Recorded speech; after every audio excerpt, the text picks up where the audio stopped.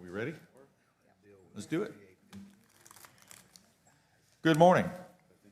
Welcome to the July 28th Myrtle Beach City Council workshop, followed by the regular City Council meeting.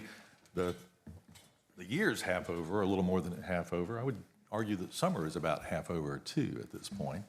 So let's get right started. We've got a couple of items on the workshop agenda today, beginning with the 21st Avenue PUD discussion. PUD is Planned Unit Development.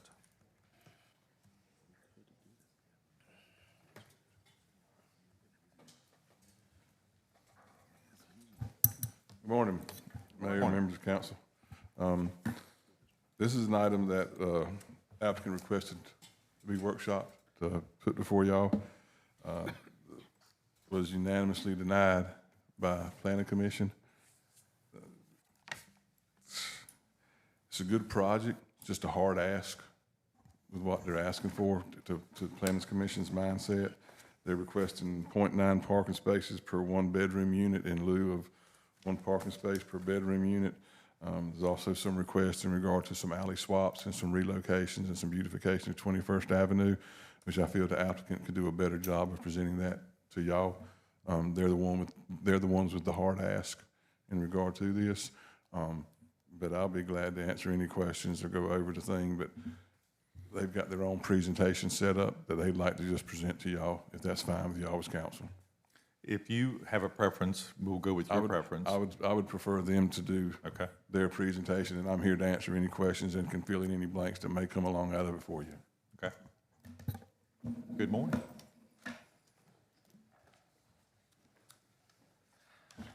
Good morning. I'm Jeff King with King Cunningham.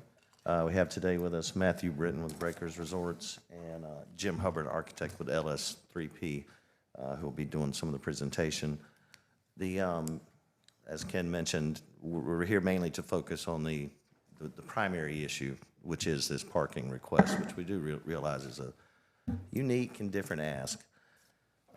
When we come back for the full presentation and meeting, we'll go over the rest of the, get into the public improvements and all that. But we really wanted to just get in front of you guys and just talk about this a little bit and let you know that the request is not coming from a vacuum. It's based on the operator's real-world experience with operating hotels in this area for years, and specifically the dual-branded Marriott next door. This project is a high-end dual-branded Hilton, which, again, will be right next door to that. And so just based on the clientele and their experience over the years with this type of hotel and the, the habits of the guests, we believe this is reasonable and fits within their needs. I mean, it certainly, in their opinion, will not cause a problem with their guest experience or anything like that, and which is kind of where this is coming from. And we just want to give you some of the background on where that is and what that is coming from. And with that, Matthew Britton will go over some of the details. Thanks. Good morning. Morning. Thank you for your time today. I want to concentrate on two aspects of this project that are foremost in our minds. And the first one is guest experience. We are probably the most concerned of anyone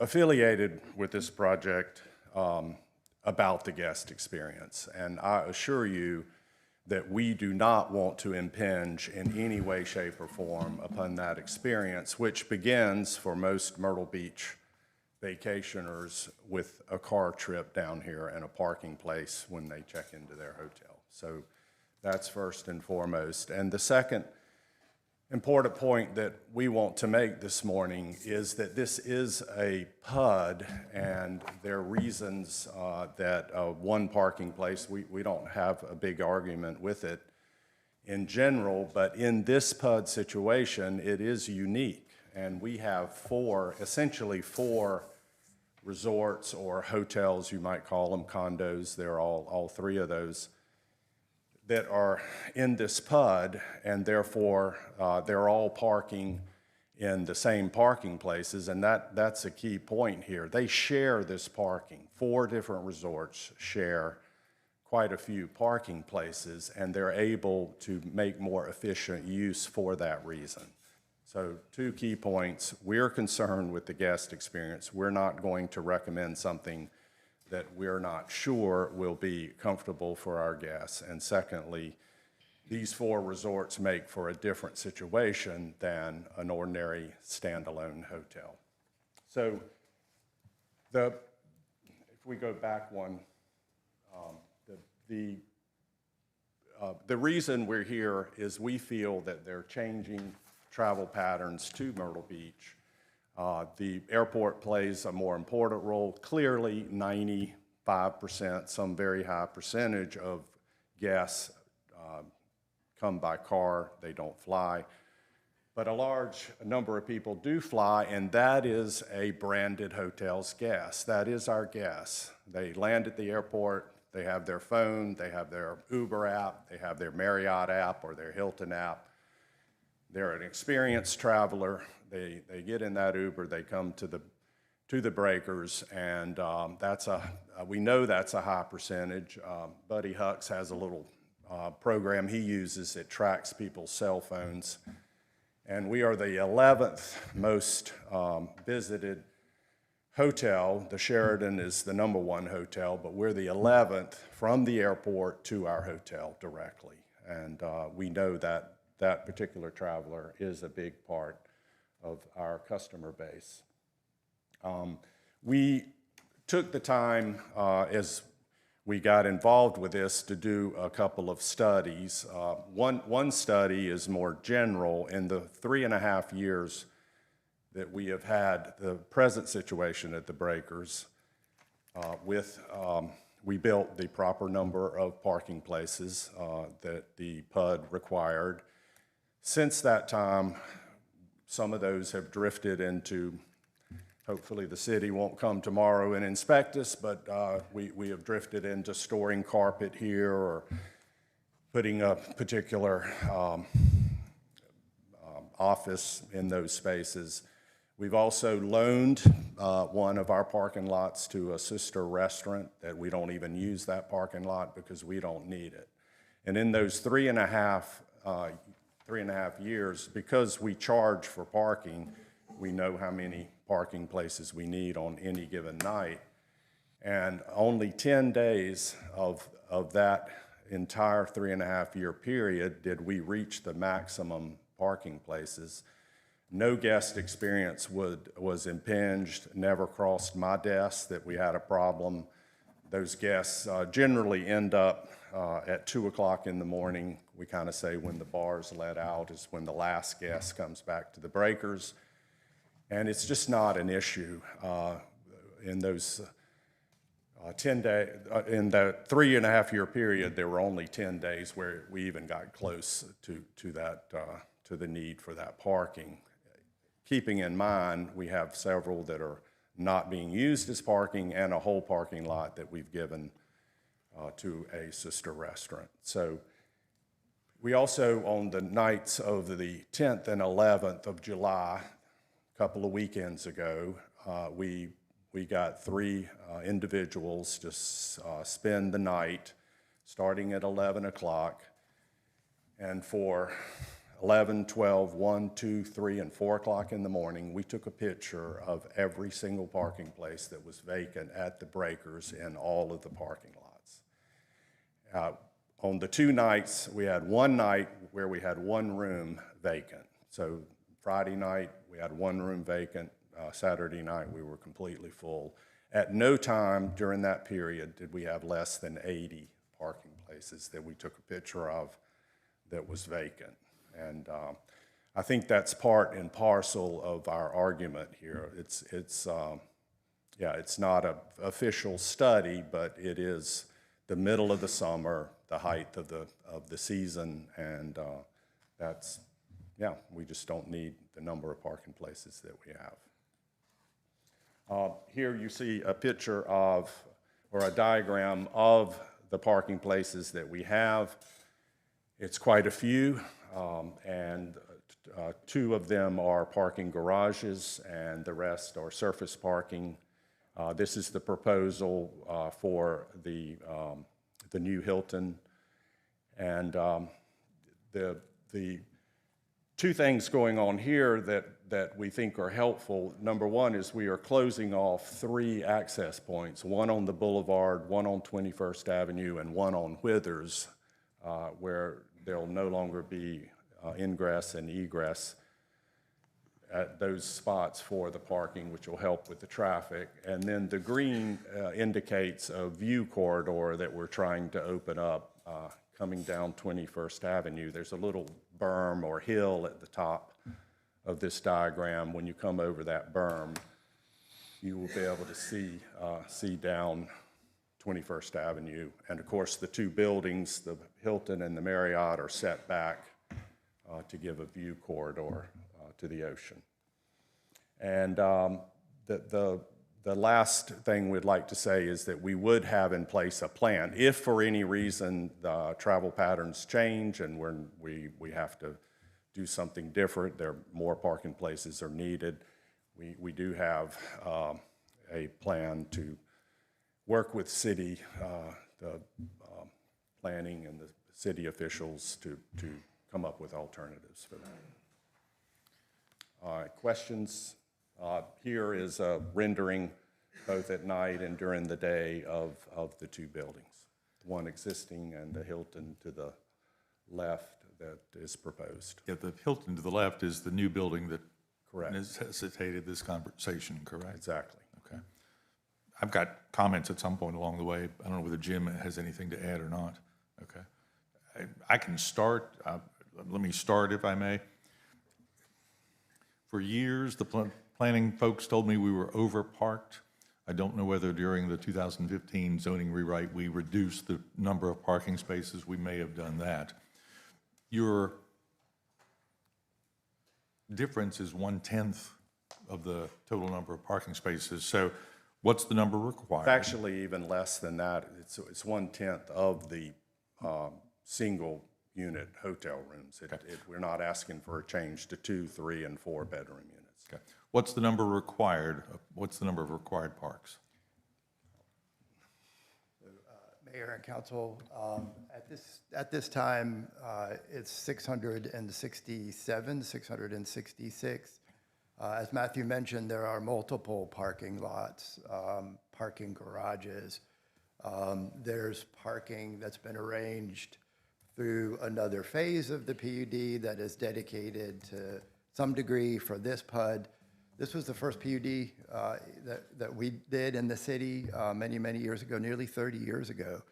And this PUD has been modified multiple times. So we are prepared to answer that question fully at the council, but that's what the rough numbers indicate now, Mark. And what are you proposing to actually construct? So right now, it looks to be 61 spaces less, and that's well within that 80-plus surplus that they're seeing. Okay, good. The state of North Carolina, I don't know whether you're familiar with this or not, recently passed a statewide law that reads, local governments can no longer require a set number of parking spaces, although coastal counties retain exemptions, and this is for new residential and commercial parking statewide. The coastal counties were exempt on a couple of areas, but it only applies to certain redevelopment activities that don't increase upon the built-upon areas. So the whole state of North Carolina is saying that the business community is competent enough to determine how many parking spaces it needs, and that local governments, cities, counties, cannot require a set number of parking spaces for new residential or commercial spaces. That may be a little farther than we need to go here, but this seems reasonable. In my mind, your illustrations of not ever being at capacity just makes sense. You don't need to overbuild something. You do have the capacity if conditions change, and you can add spaces in the future. But I don't see any reason for us to require that you add spaces that you know at this point you will not use. Council? I think with this PUD, very unique in that you've got currently the Sailfish, the Courtyard, Marriott, the Breakers, and the Dunes, 4 hotels sharing space, all within the same kind of management organization. And so I think this provides a really very unique situation in regards to the parking. And this makes a lot of sense to me, just logistically, for that to happen. And they've got good data. And I know, first and foremost, if people can't park, they're upset. And so you want your customers to come back, and I'm sure you have a very high return rate on your customers. And this also feels like one of the, we've heard from the Chamber of Commerce that our travelers are looking for that branded hotel. And this is what they're providing. And I think to get that branded hotel elevates Myrtle Beach, and I feel like they've got a good plan. Everything that Dr. Connor has just said, I agree with everything that you've said, Mr. Britton. The dynamics of our travelers have changed. We've got more and more people coming by air, therefore they don't need a parking spot 90% of the time. I remember whenever we had our property, I bet you my back parking lot on Withers, 3 days out of the year was full. That was it. So, things are changing, and I really don't have any problem with the reduction myself. But it's up to this council. Couple of things. A lot of motels on the beach, they enforce about their parking as to who belongs to be parked in their parking lot and not. I don't think y'all do that. Y'all don't patrol your parking lot to see if there's people parked there that shouldn't be parked in your parking lot, like many, many, many motels and restaurants and other locations do that, correct? We have not found the need. Of course, we have security and we patrol it, but we do not. You don't enforce that? In fact, as I've said, we have neighbors that we let park in our parking. The other thing I would look at is, I haven't been living in Myrtle Beach a long time, depending on who you ask. But the biggest thing I've always heard about the city of Myrtle Beach was not the amount of parking in a particular property, such as a motel or something like that. The biggest problem I've always heard was the amount of, the less amount of public parking we have. And I think that's what our major problem's been, more so than private parking, has been public parking. And I would say that just based on what I'm seeing, what I've heard, I don't have any issue with this at all. It's when you have your properties maxed out in the rooms and you still have a number of parking spaces still available, plus some that you could use that you don't use on top of that. So I don't have any, I think this will work. I really do. I've got a question for Ken, just for clarity. The Planning Commission turned the request down, is that correct? Yes, sir, they returned, unanimously denied. Was it simply because of the code says this, and we need to change it to this to accommodate? No, their main part of thinking was best case scenario. Best case scenario is that you do have every room full, and that everybody that did come there drove a car. Okay, so best case scenario for them is that every room is full, but we're not requiring one parking space per room. That was their big take in regard to it. And then that's kind of what we have to, I guess the example that they use is a good one, is the mall. Okay, that mall parking lot is only full probably 5 days a year, and that's around your holidays. Okay, but if we did parking for the mall based on the average parking requirements, you would probably have half the parking that you've got out there right now, and that would be a parking lot that I wouldn't want to be fighting for a parking space in regard to it. I see all the points that y'all were making. One of the things that I had brought in to their attention on that, whenever Matthew made the statement that we're prepared to work with the city if the need arises, there's a section in our zoning code that hypothetical, you've got a location that requires 150 parking spaces. The applicant comes into us and he goes, there's no way I'll ever need more than 120 parking spaces. We approve a plan that shows all 150 spaces on that site plan. There's a section in the code that allows a zoning administrator to say, all right, you will only be allowed to put in 120 spaces, but this additional 30 spaces, this has to remain open, it has to remain free, and if anytime we feel that there is a need for that additional parking, we have the right to come in and require you to do so. In my discussions with them, I think we've worked through where they can include that type of language in the PUD. That gives me the sense of comfort that I'm looking for. One of the other statements that they made, and it goes back to a statement that you had previously made, Mayor, whenever they said that they've taken some of the parking spaces and used them for storage and things along those lines, that's because over the years, the parking has been reduced. And so those spaces were no longer required spaces, so to speak. The 20 years I've been here, we have never increased parking requirements. We have only decreased parking requirements. I mean, we've gone from some places that required 1.5 parking spaces per hotel room to now we're at 1.1 for a single hotel room. I mean, for a double hotel, I mean, for a hotel room. So the parking continues to go down. It's just a fear factor on my part for best case scenario, and kind of like y'all, like Councilman Connor said, you want to get somebody upset, let them come back to the hotel after a late night and don't have a place to park.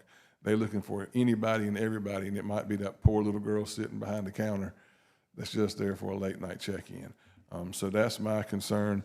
I think a little bit of that language about if the need arises, that they have a plan to be able to put that in, I think that makes it a bit of an easier swallow, so to speak, going in with that. But now the other thing too is this 0.9 will not only apply to the new hotel that's under construction, it will apply to any existing rooms that are currently out there too. That's how it went to the total of 60 spaces. It would just be a reduction of like 27 for this original building, but by including the other building, and there's possibly some other language that I can get them to add into the PUD, because every hotel owner does not operate the way that the Britons do. Every hotel owner does not have a conglomerate of 4 or 5 hotels within the same district. So I don't want a gentleman that's only got a 40-room hotel to come in here and think that 0.9 parking spaces is a viable option for him as well. So I'm thinking that we could probably get them to put some language in there is due to the fact that we exceed X number of rooms total count will what would be allow us to get that 0.9 parking spaces, because Myrtle Beach is once they see one person do it, everybody's going to want it. So we need to put some type of conditions in place that it's only applied to those where it should be applied properly in regard to it. And I think if that's the direction this council wants to go, that's something that we can work out with the applicant as far as putting some additional protective language in place for us. Ken, I'm not hearing that from the council during our conversations here. A PUD is literally a zoning district where you can craft the requirements. If I heard Jeff correctly, you are meeting the code requirements for 2, 3, and 4 bedroom spaces, correct? This is just for the 1 bedroom space, that instead of 1 parking space, it's 9/10 of a parking space. I think they've got the capacity that they're not using that is over and above what would be required under the current code, in fact, or under the current PUD language. And then I hadn't thought about this, but Mike made an excellent point. We're talking about 600 plus parking spaces for 4 hotels. The city's total public parking, city-owned, not all the other private lots, the city's total public parking east of Kings Highway is only like 2,500 spaces. So we're talking about a quarter of the city's total public parking within this PUD. That sounds like a lot to me at the end of the day. Yeah, but the statement that you made that they're not in compliant with parking with what they're doing right now. They may not have full parking spaces, but I can't enforce based off what's going to happen this weekend or what's going to happen next weekend. I have to enforce off the code as written that was adopted by council. Well, this is a PUD though, so this is a. Yes, sir. This is, we're spelling out the requirements for this designated piece of property. Yes, sir, and the statement that I'm making is regard to the next PUD that's going to come through here or the next hotelier that's going to come through here. I'm not speaking against anything that they've said.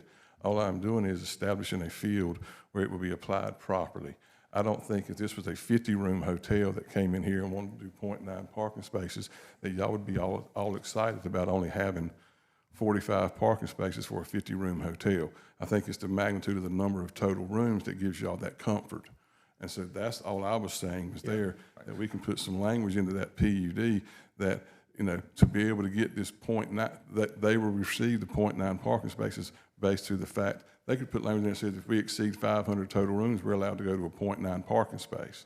I'm not looking at this solely from this PUD. I'm looking at this from every PUD that's going to come down the line from here on forward. As far as the private parking goes in regard to this matter, yes, there may be an abundance of private parking, but none of that private parking can be applied toward their parking count. I'm not saying that the parking is not there. I'm just saying it's not there as far as me being able to enforce from a code standpoint. Mr. Mayor. So- I understand that. Go ahead. I'm hearing what you're saying, Ken, and I'm hearing what you're saying about just add this language, let's work this out, and this language that you're talking about that you can reach a comfort level on.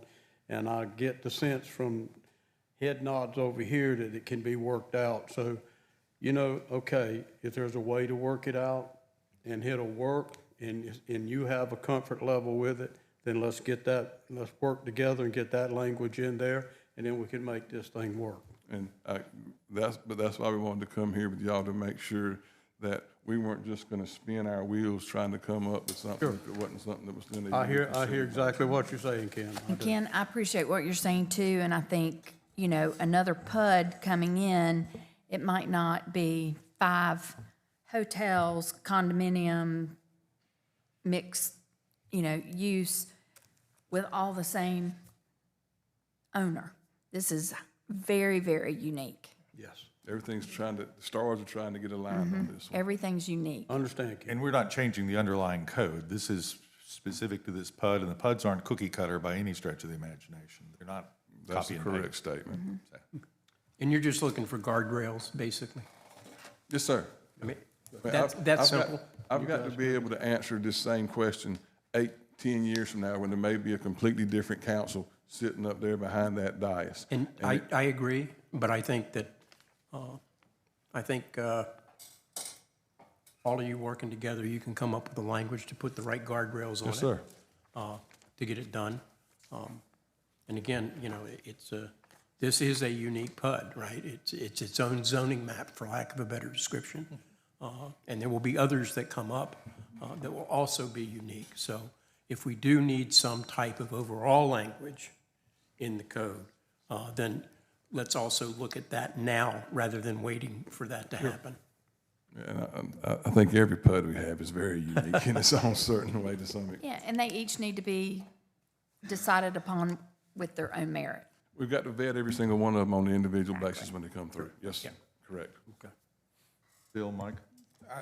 The only thing I would just add is, you know, I'm sitting here just thinking over the past probably 8 years, we've been talking about how do we elevate the brand here in Myrtle Beach. And Yes, sir. This is what I want to see. All I would say is just work it out. I'm going to support it 100%. Great project, so I'm just telling kind you, of work viewed, it out. it's a great project, it was just kind of viewed as a hard ask by planning commission, and they wanted to get y'all's way in. I got you. I on that. appreciate planning commission. One question for Michelle, if I could, and you may not be able to answer this right now. Looks like a fantastic project. What I'm interested in is what revenue will it generate, this new construction? because we have to pay bills. And you don't have to give me that number right now, just an estimate. The only way I can give you an estimate is if the owner wants to give me their projections for hotel rooms and their sales. Gotcha. Otherwise, it would be pulling it out of thin air. Thank you, Michelle. You know the numbers person. You're under no obligation to disclose a construction cost or anything like that, but I want to give you the opportunity if you wanted to mention it. No, I was talking more in terms of tourism tax dollars, so. I'm sure we can get information to her to figure that out. An estimate would be great. Thank you. It'll be more than we currently have. Anything else on this subject? Thanks, guys. Thank you. Thank you. This will be on your agenda for the 11th. Okay. And will that agenda item include the public improvements and alleyway swaps and things like All that that? will be covered in the presentation Okay. on the 11th. Because I don't think I've seen anything in advance on that. So, Well, the presentation that they gave the planning commission is in your packet. okay. So you Well, that's should on have all me. that spelled out in there. That's on me. Up next, Christmas light discussion. And Troy Marin, our special events coordinator, is here. I asked for this to be in the workshop so that we could talk about it before Christmas got here, and city council didn't know what was going on. So this is just information about what we're doing. All right. Well, good morning. Good morning. Morning. Well, we are moving into our 6th year of the Winter Wonderland display, and really have expanded and finally last year connected both of the piers. So we are now from 2nd Avenue Pier all the way to 14th Avenue.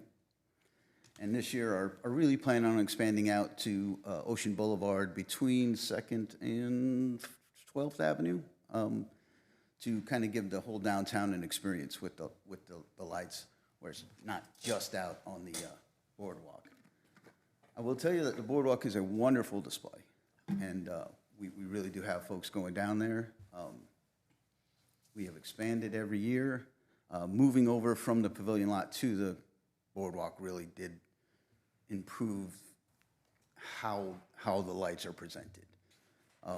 We will expand out this year. Our plans are to move also to the north and south welcome signs, to have a little bit of display on each one of those, so when you come into town, north or south, you see some Christmas lights.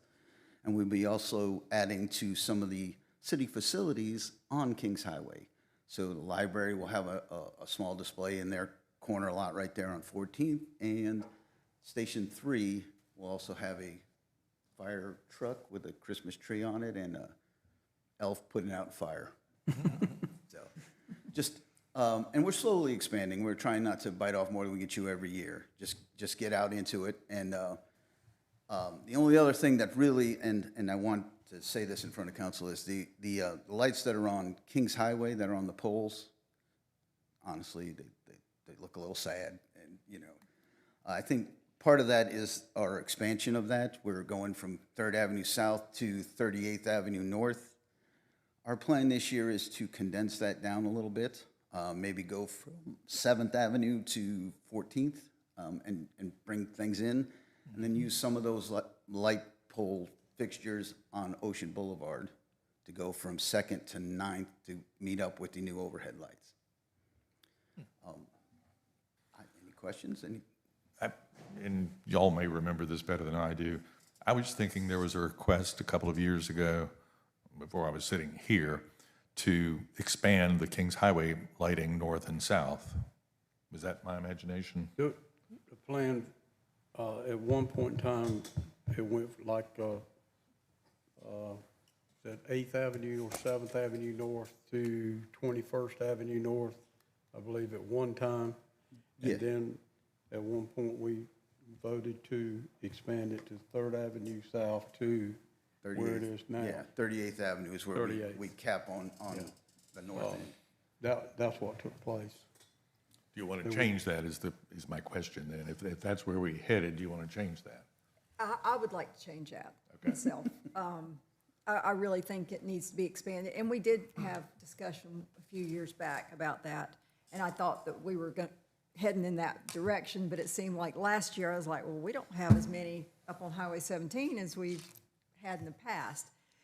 As far as maintenance, do we maintain them? Is when they come down, we clean them up, you clean them up, your team cleans them My up? team, John out here and I, we take them down, we restring them if we have to.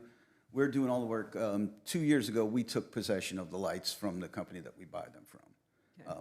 They have always stored them in the past, but that expense got, Are you talking about the pole lights or the? Pole lights. The, Lights. even those, Public Okay. Works does put those up for us. Yeah. But if those need work, they're coming to me. and we've owned those. We purchased Always the owned ones on those. Kings Yeah, Highway. we've always We've owned always those. owned those, yes. Yeah, okay. Can you be specific about what your expectations are So there? right now, it goes from what to what again? I'm trying to Third wrap my Avenue head- South Third Avenue South. to 38th Avenue North. I think it needs to go south, frankly. Okay. And I'm not going to argue with you on this one, but just the fact is that. Watch me argue with you. Well, I would love to see it go the entire distance. Yeah, Some of the problem we have, even where we're at now, is that every pole is not usable for Christmas lights. So right now, we are on every pole that we can use. okay. I am trying to work with Santee Cooper to get more poles usable in the right now, the smaller section I just talked about from say 7th Avenue to 14th or 16th in that Okay. downtown area. And then I think progress back up to where we were talking about, going out, up and down the boulevard. Sounds like Santee Cooper needs a lot of work up and down. We're working on that. Yeah. There's a lot of poles. So, But to be clear, your proposal is to take them off Kings Highway and move them on To condense right now down, but again, that's a proposal, and that's why we're here. And then work back towards really lighting it up. Because right now, to give you some idea, from 3rd to 38th, there's 120 lights up on the poles, and you wouldn't know that. They're just, the space They're is so so big. sparse. Yeah, the space is so big and distance so long So- that it just doesn't. I've got a question. Is there a possibility that we could do holiday banners as well? I know we've got a lot of poles that we put up, the military banners. And we got really great feedback the from vertical that. pole banners? The vertical Yeah, pole there is. banners. I actually have some So of that might be those. something that could dress up what we're doing, and you wouldn't have to have electricity on the Yeah, poles. that's some of the answers for that. We're also using flags this year. This year for 4th of July, we put the history of the American flag down the boardwalk. We're kind of going in that same direction, even on the boardwalk this year. We've got some holiday flags to go up, and we think we can use them some other places in the city. So I'd love to see a variety of banners. So, go ahead. Well, just to piggybacking off with the banners and everything, I really think that every entrance that we have coming into Myrtle Beach also needs some banners out there, Winter Wonderland, happening these dates, and this is where. all right. That's something That's we just can, my- that's something we can do relatively quickly. Yeah. When we are talking about lights, again, information-wise, right now, next week, I'm going to pick up the lights that we ordered for this year. When I do that, I will be ordering lights for next year. And Michelle and Marla, we've put money in the budget to buy more Christmas lights. What kind of quantity, how much money are we talking about? I mean, I can tell you what I've ordered for this year is in the $70,000 range. Troy, No big pieces this year, though. Nothing that's going to cost $70,000 for one. what is your thought again of where you think we should condense it to, what area from what area? So right now, our thought is to go from 3rd Avenue to, we'll say 16th Avenue, to kind of start downtown, to move back away from the display we have on the beach, which is where people are coming to see the lights, and kind of make a corridor that gets them down there, and then eventually move back. And that, and also what you're talking about in that area, the speed limit's 25 mile an hour. Yes, yes. People might have a more opportunity to see the lights than driving 45 mile an hour or 35. Yeah. I think right down there at 3rd Avenue South, it falls down to 35 and And then that again kind to of focuses 25. It changes to 40 at Third Avenue South. 30 is, and it Goes does from come down, 35 yeah. to 40 at Third Avenue South. But that would kind of focus more for it to be like in a downtown area. I think that's our thought, is start there and then expand back out. I know we're 5 years in, but talking to other cities that have done this, and St. Augustine, Florida is one of them. They're in their 35th year, and they're finally think they got it right. So, at 5 and 6 years, we're still figuring it out. And I think in my brain, I've got a 3 to 5 year plan for this. And in 5 years from now, I think we are back out to, further down. And actually, Jackie, the way you're talking, going this way, I'm thinking of going this way and then coming in from the welcome signs also, starting to come back this way. I would just suggest we make it to 16th 16th? Okay. at least. And Troy, is there any collaboration with the chamber on this kind of effort? The chamber has always been a part of this. They do our kind of marketing. They put that kind of stuff out. We've always had OMA and BDA as part of this. I have talked to John Crutch recently about getting the Cultural Arts Commission in to help out a little bit, and I'm always looking for help. I would suggest that the mayor, perhaps, and you or Fox, actively talk with the chamber about a joint effort, more collaborative effort, further than ideas, including funding. Yeah. I would have any talk we want to have to improve and make this easier, Honestly, it is a 2-person crew that is putting up most of the lights. We're both here right now, John and I. When we have the bigger pieces, we do pull in people from parks. The building maintenance department helps out a lot with the bigger pieces with the lifts and stuff. But our overall view on downtown and on the boardwalk is that this is an accessible walk. It's accessible to wheelchairs, strollers, mobility carts. And it is complimentary, it's free. So even families that can't afford to go pay to see lights, the other light displays in the county can come down here. The parking, I believe, is free during December. So there is absolutely no cost to come down and see the lights. I've got 2 things. So last year when I was talking with some of the business owners down the boulevard and that area down there, I had asked them, I'm like, why do your neighbors next door, why do they not decorate? Why do they not put just lights up or something to kind of fill in the gaps? Because you all of a sudden have a gap here and then a gap over here. And they were like, you know what? I'm not sure that they know how to do it. So my suggestion is maybe if we could find somebody to put together a lighting package for a small storefront, maybe they would be interested in purchasing a small package, not necessarily from us, but from a lighting company Yeah, of some sort. 2, Go ahead. I don't know that we shouldn't put together a program where businesses can actually sponsor a lighting display. I mean, they do it in other cities. Johns Island, you go through and you see, okay, you've got the Nutcracker and animation and stuff, and it's sponsored by so-and-so bank, Wells Fargo Bank, or whatever. And I think we need to put together a program to kind of get other businesses on board, other than just 100,000 the businesses that are down there on the with you. boulevard. Yeah, I agree with you all the way. Yeah. The real deal is we have had that in the past, especially with sections of the boardwalk, each section individually sponsored by a different thing. The real deal with that is I can't do that. I need help from outside to do that. Again, logistics and yeah, so all the help we can get, as I'm saying, I would love to have that. I would love to be able to sponsor other things, and even some of the smaller events that we have be covered, by sponsorship. Troy does a fabulous job on behalf of the city. Yeah. I would like to see us, future budget discussion, I mean, you're an event coordinator. I would like to see an event planner on staff, somebody who brings events to the table. Again, yes, all the help we can get. Somebody who brings events Troy has table the and- help wanted sign up. Yeah. makes them happen. Troy makes a lot of stuff happen, but somebody who He does. brings the creative piece to it as well. You know, Can't coordinate businesses.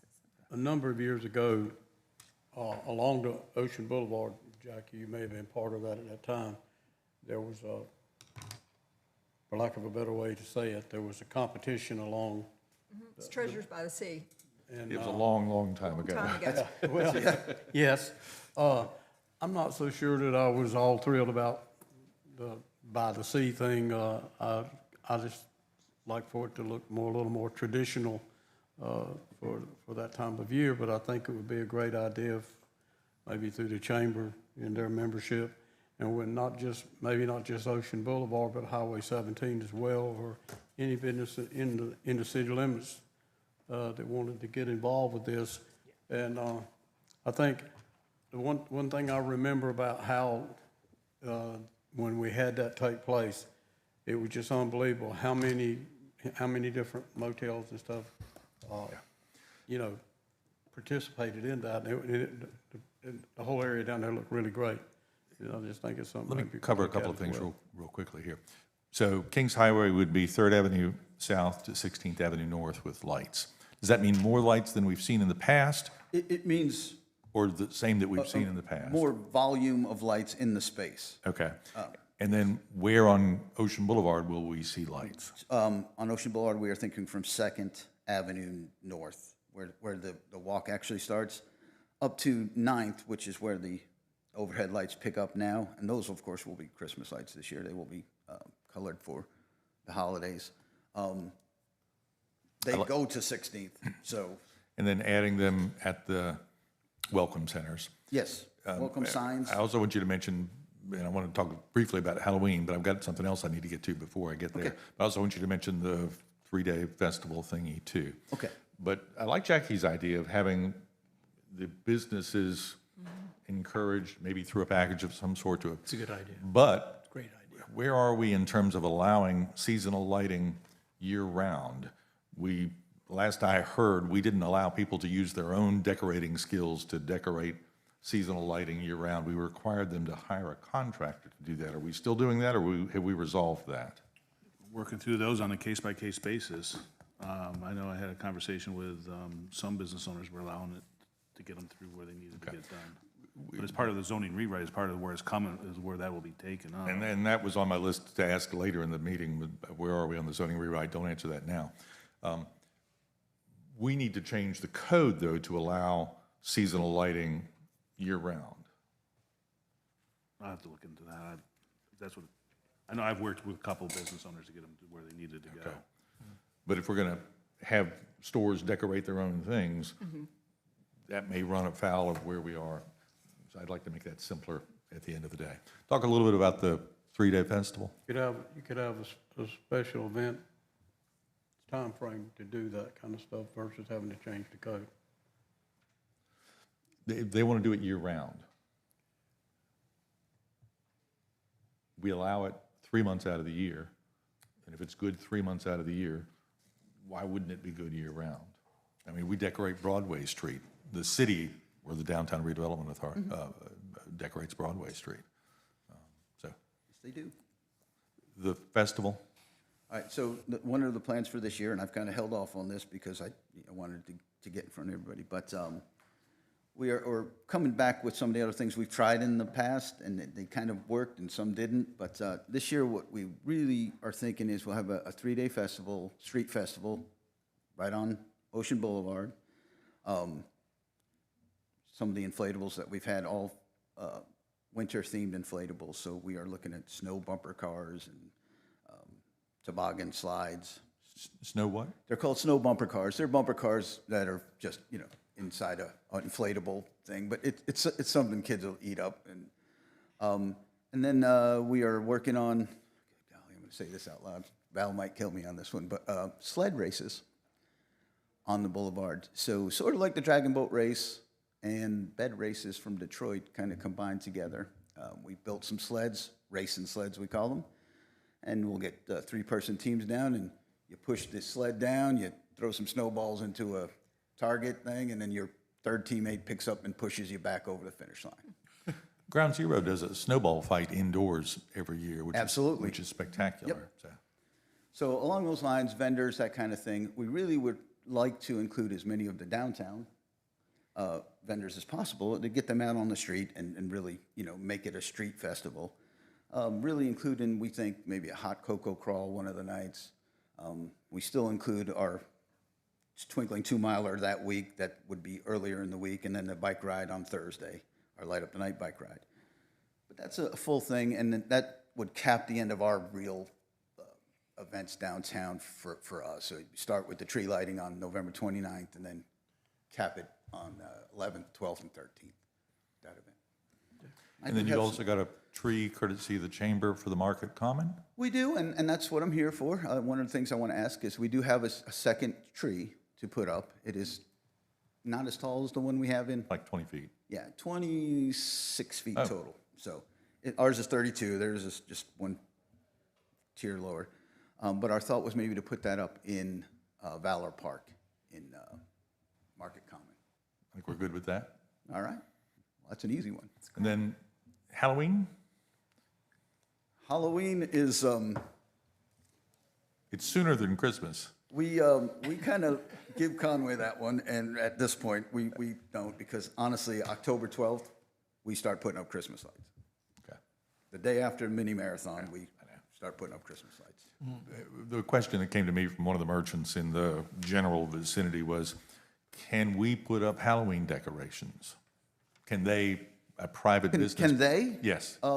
Again, does that fall back on Depends on what I think so. seasonal lighting? I have to look, I don't know. Well, it's not lighting. Well, Yeah, it potentially might could be, but I mean, skeletons and pumpkins and bats. I will say part of And what I spider talked webs. about with John Crutch and the Cultural Arts Commission is window painting events during the year, seasonally during the year, so that might be part of what goes into this. But I don't really know the answer about the businesses being able to do that themselves. I'll ask more specifically later on. How's that? Michelle, do you have any comments? I just want to thank y'all for your support. Sorry. I want to thank y'all for your support over the years. We came to y'all with this crazy idea in 2018 to expand the lights and improve them. And we used Pigeon Forge and Gatlinburg as our example, and they're in year 37. And it has made their hotel occupancy going from about 25% in December to 80 or 90%. Just letting you know that we see it in our business. We have doubled our business in December. The businesses that are open are very thankful for it, and we want to continue to see it grow. We'll help in any way we can. We're willing to put in the money and invest. A lot of our businesses are, but we're just thankful for your support and for Troy for doing all the hard work. And thank you. And we'd love to be able to decorate for especially the fall and winter if we could, and know what we can and can't do. You know, like we can ask, those of us that do ask, but if we had something that we could put out to every business that said, here's what you can do, here's what you can't do, Let's see if we can get an answer to that. that would be great. Thank you so much. Just one more thing with the packages for the businesses. The company that we buy the lights from can absolutely get small packages together for that. They are the same company that takes care of Pigeon Forge and Gatlinburg.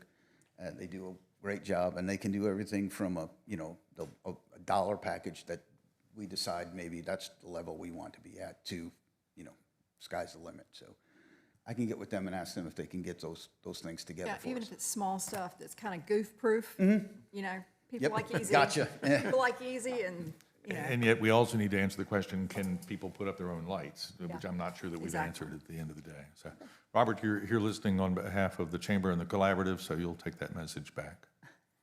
All right, Thank you, Troy. thank you. I'm sorry, anybody else with Troy? Good. Okay. Good with that? Good, Golly. All right, we're going to take a 5-minute break. Meeting starts at 10.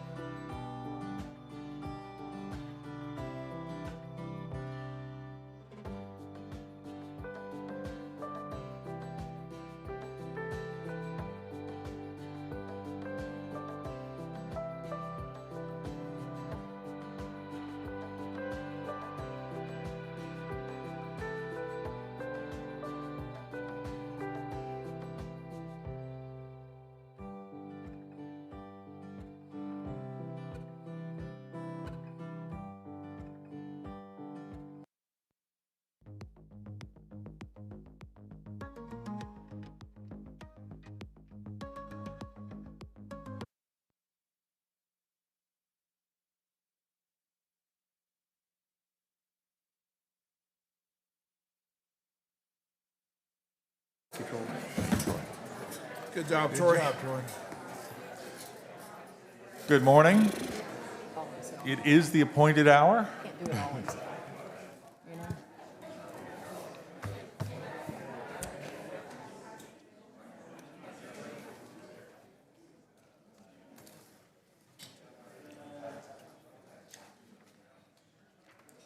Got everybody? Not quite.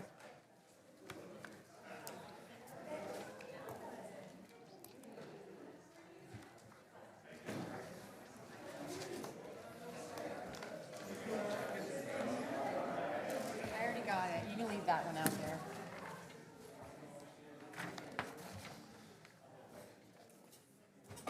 All right, good morning.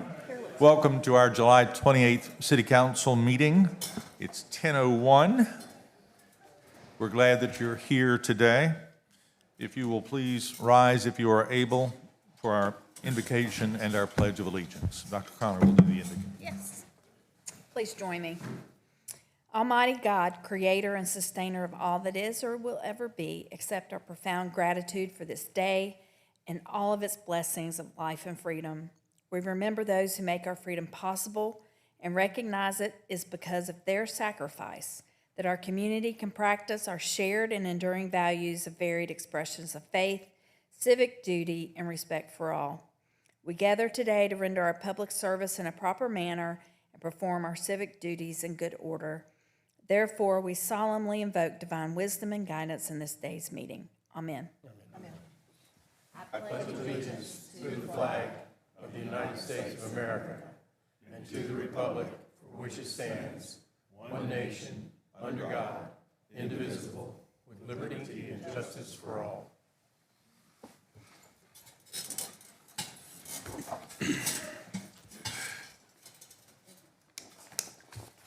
Again, good morning. We have an agenda before us today. Is there a motion to approve the agenda as presented? So moved.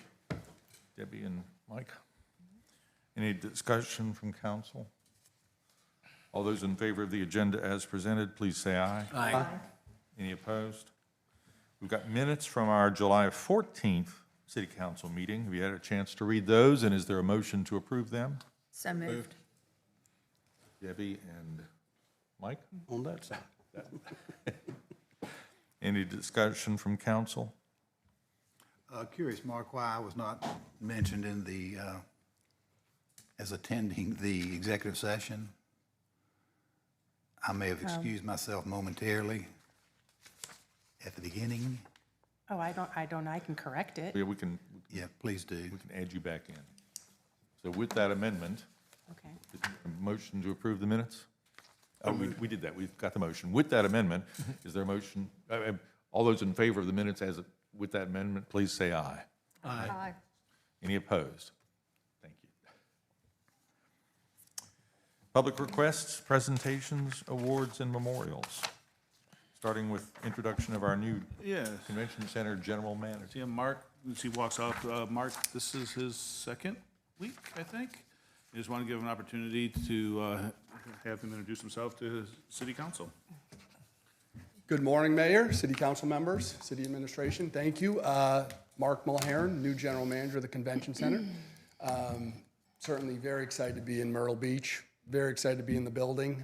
I've been here now. It's going on 2.5 weeks. So getting the lay of the land, very excited about it. Very excited about the potential of the facility, the construction that's going on, and looking for some really fun stuff to do here and taking the Convention Center to the next level, hopefully.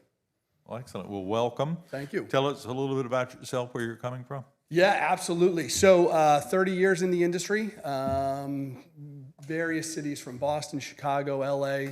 Most recently, I was the Vice President of Hospitality for Sporting Kansas City up in Kansas City. Originally from the East Coast, from Massachusetts, went to school in Rhode Island, played college basketball. And after that, I didn't know what I wanted to do, so I decided to get into hospitality. And 30 years later, here I stand, and it's been a great run, just great stuff that I've been able to get exposed to. So very excited to be here, being back on the East Coast as well. Super. Thank you, Council. Right. Welcome aboard. So I'll be seeing you around. Appreciate it. Yes, sir. All Thank right. you. Welcome. Thanks, Mark. With a C, I think. Yeah, correct. My mom will get mad if you do it with a K.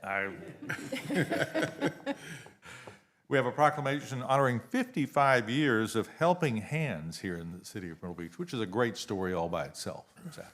Myrtle?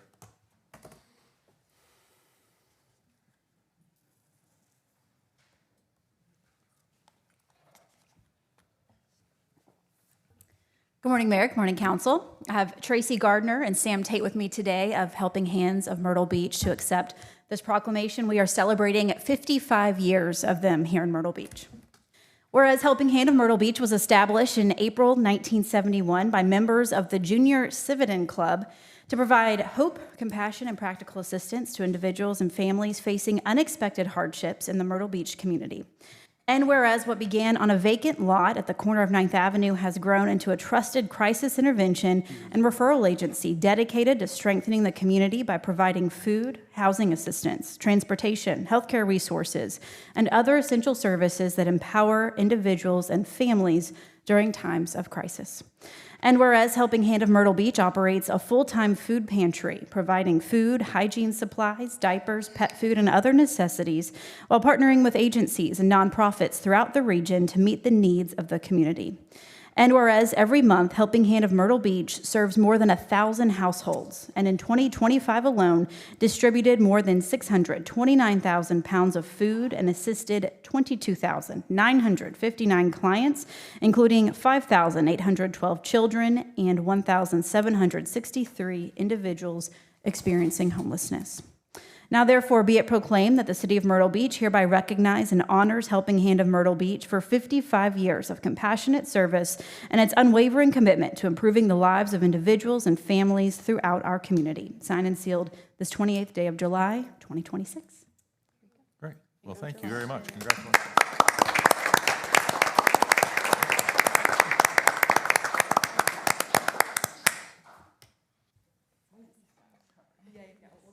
Tracy, would you like to say something? I just wanted to say thank you so much on behalf of all of our board of directors, the staff, our volunteers. We're truly honored to receive this. And just wanted to say that so many people have shared along this journey. So, you know, in recognition to them and all of our supporters, the City of Myrtle Beach, United Way of Horry County, the Chapin Foundation, the many volunteers that we have that come every week to assist us, as well as other foundations, the local businesses in the area that support us, donors. It really means a lot, Low Country Food Bank. So it's just an honor to serve this community, and you know, we just hope to continue to do what we do and get better and better. So thank you so much, because this means a lot to us. We have a ribbon cutting ceremony on Thursday at 3:30. Right at Helping Hand down the road. So if anyone would like to stop in, you're more than welcome to. We'll give tours and have some light refreshments. So thank you so much. We really appreciate it. Thank you. Mayor, It's been a while since I've heard the story. I think I'm correct on this. Many years ago, I would like to recognize a young lady that was really involved with Helping Hand to get it off the ground. Most of the folks who've lived here a while will know Birgit Darby.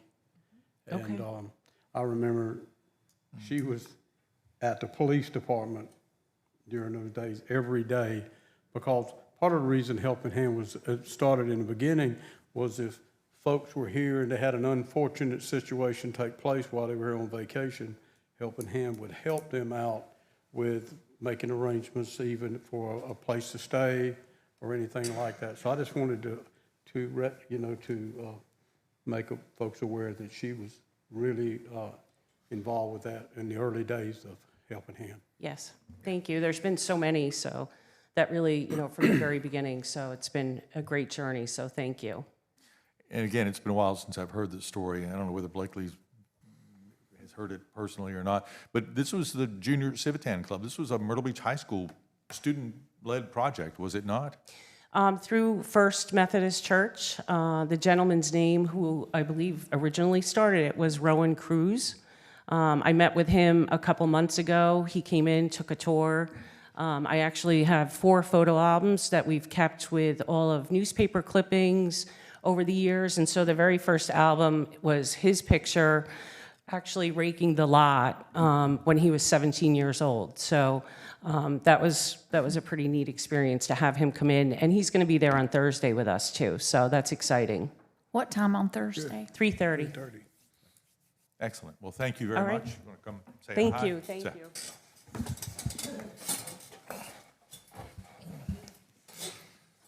Thank you for what you do. Thank you. Thank you for what's going on there. Too much work. Yeah, I don't want to break your whole arm again. Thank you. Thank you very much. Thank you so much. Good to see you. All right. Thank you so much. Thank you for coming. Congratulations.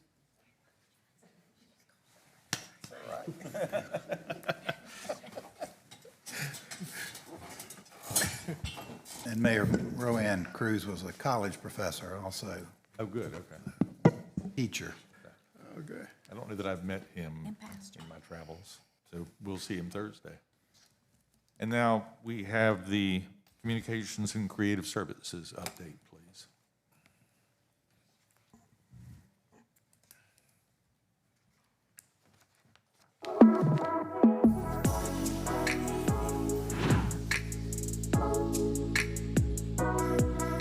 Hey, City Council, Chastity Pendergrass here with your communications updates.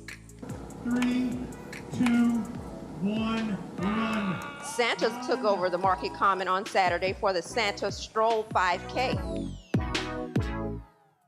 Construction on Oak Street continues to move along. Work in the area near the City Services Building is expected to wrap up by the end of August. After that, crews will move to 9th Avenue North. Myrtle Beach's Impact team is coming up on a year of its compliance walks. Every other Friday, a group of city employees looks for violations, fire hazards, and other issues. The walks have led to many corrections of violations to help improve our community, while employees from various departments are in one place together. The next step of the Federal Beach Renourishment Project is underway, sand fencing. Crews are installing new fencing along the beach to help trap blowing sand and to build the first row of dunes over time. Myrtle Beach's Recreation Camp and Camp Friendship faced off against each other in a kickball game. The kids had a blast at one of the fields by the Pepper Gettings Recreation Center. The PD helped make a birthday wish come true. 9-year-old Caleb had only one birthday request: lunch with law enforcement. The PD held a party for him with cake, pizza, and great memories. Looking ahead, the Myrtle Beach Downtown Alliance invites you to a series of community input meetings to hear your ideas about the future Broadway streets. The meetings kick off with a listening session Wednesday from noon to 2. The fire department's annual Rhonda Brown Golf Tournament takes place Saturday, August 8th, and the Recreation Division is collecting school supplies for the upcoming Back to School Bash Saturday, August 8th from 11 till 2. You can drop off supplies at any of the city's recreation centers. Roses are red, violets are blue. We love our parks. We hope you do too. Not everyone can be a poet laureate, but maybe you're the one. Applications are open through September 11th for Myrtle Beach's next poet laureate. Apply today on the city's website. Before July ends, check out the videos shining a spotlight on what exactly PRST does for you during Parks and Recreation Month. That's it for now. I hope you have a great rest of your week. Thank you very much. It's time for non-agenda items from the public. Madam Clerk, have people signed in? Yes, 3. Brad Sims.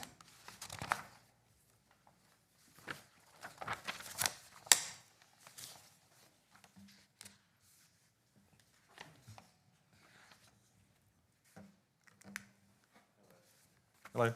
This is my first time coming before the council, but I got in an accident on June the 11th, and I was coming down the road, and a car pulled out a Black's tire and came behind another car and went to pass into my lane, and I maneuvered out of his way and run over the curb. And I've been dealing with this for about 2 months. The cop put the other driver at fault for the collision. There was a witness, and she stayed and gave her her side of the story, you know. and gave her facts of the situation. But when I received the collision report, it didn't have the witness's information on there, on the first collision report. It didn't have her statement. And the cop didn't, really give detailed manners of exactly what happened. So in that matter, my claim was denied for the other party. I filed for an FOIA for body cam footage just for the other insurance party, and I was denied within 2 hours to receive that footage. And I'm trying to figure out, because all the other party's insurance needs is the witness's statement. They just need it on the collision report. It just needs to be reprimanded. It just needs to be revised. And because I got in an accident about a year and a half ago, I was door dashing on a moped. I just recently came out of a homeless situation. And I got struck by a van that was pulling out of a Taco Bell. And it ran over my chest and my leg and crushed my leg. And I got a small settlement out of it, just enough to heal and get a place for the winter and to buy me a car. And with that car, I started Ubering, and that was my main source of income. And now I'm back on the street, and they deny my claim, and I've been fighting the police department just to revise the collision report, and I can't get an answer from anyone about the steps that need to be made to make it right, So, Thank you. We're going to ask Assistant City Manager Josh Bruger right here to go talk with you right now and see what we can do. Thanks, Brad. Best wishes.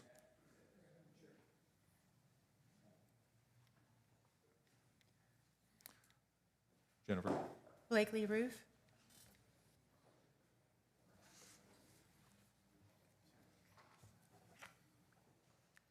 Good morning. My name is Blakely Roof. I'm the president and CEO of United Way of Horry County, and I'm here to speak on an item that has come up in the past, and I know will continue to come up, about the location of the women's homeless shelter with New Directions. I ask council when the time comes to consider some of these facts that I'd like to share with you today. So I want to be clear, I'm not here to argue the need for the shelter. I think everyone is aware that that is a need. I'm here to argue, or not argue, to talk about where. So the United Way of Horry County, we run our 211 resource line. It tracks every call from across the county by zip code and month. The data tells a consistent story. Zip code 29577, where New Directions is located, has had the highest number of calls for any help for any zip code in Horry County every single year since I've started viewing the reports in 2019 when I came to this job. On shelter needs specifically, in 2024, 29577 accounted for over 40% of all shelter need calls in Horry County. They came from this one zip code. In 2025, 32%, and in the first half of this year, 34%. Averaged across the 2.5 years of data, more than 1/3 of the shelter-related calls to 211 for this entire county come from 29577, followed by 29572. It's not just about shelters, looking at housing-related needs, broadly eviction prevention, housing assistance, rent payment assistance, and shelters combined. These make up 70% of all the calls that come from 29577. In 2024, over 60%, and in 2025. So this isn't a marginal issue. The dominant need is here in 29577. It isn't a coincidence. It's not just about where the people having a call from. It's where the infrastructure already is, where New Directions has an existing shelters. It's where many of the county's other services providers are concentrated, Helping Hand in Myrtle Beach. It's where public transportation options exist to get people to services, to job interviews, and work. By placing the shelter anywhere else, that it doesn't reduce the need in 29577. It just makes it harder for women who need it to reach it. United Way of Horry County employs 3 caseworkers, 2 of them which have offices right here at Alliance Inn. They help provide resources and referrals. One specifically works with the homeless population alongside police and fire. I spoke with them and the New Directions Women's Shelter manager. All of them said that their number one need that they hear about is housing. Corey from New Directions said she gets on average 40 calls a day at the women's shelter. I asked all of them, when people call, how did they say they got here? The answer wasn't, man, there are some great homeless resources down here in Myrtle Beach. The answer was, we came to Myrtle Beach to start over. Many of them looking for a job. They had vacationed here when they were younger. They were leaving domestic violence situations. They thought that there was a lot of opportunity, and they were all coming for a change. So the data doesn't leave much ambiguity here. The need is concentrated in this zip code. The services are concentrated in this zip code. The transportation, jobs, and support system is in this zip code. So by not having the expansion of the women's shelter here, it doesn't make the need go away. It just relocates the burden onto the women themselves, who will have to travel further with fewer resources to reach the same services. I am going to leave with you. I have just a data sheet that pulled all of the calls for shelter in 29577 of the past 3 years. So I'd like to leave that with you, and just want you all to consider all these things as you move forward in this decision. Thanks, Blakely. Just for background history, I was on the United Way board for 12 years, so I've been part of the larger conversation for a long time about the needs here in Horry County. The 29577 zip code goes all the way to the South City limits, so the Market Common is in 29577. I think it's safe to say that the Myrtle Beach area is the most densely populated of Horry County, so it wouldn't be out of the ordinary for this to be a predominant number. Correct. Comes to phone And we calls. can look at all zip codes down to the entire county. 29526 is the next most called for needs, but 29577 and 29572 are the highest in shelter requests.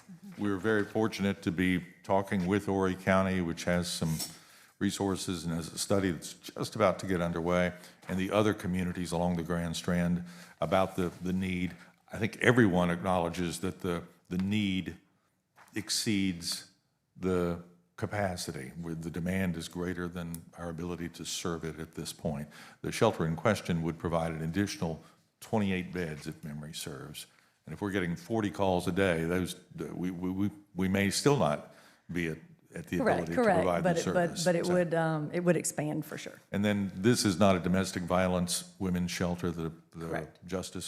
Family Justice Yes. Center Yes. is providing that service at this point. Yes, and they are, they have very limited space as well, so I think there is a lot of kind of cross-pollination. We absolutely need to do a better job of all of this, but we need to do it in partnership with our county and our other jurisdictions, because the demand doesn't pay attention to the jurisdictions. Sure. So, and we've also heard from the neighborhood that they feel as though everything is concentrated in that one area.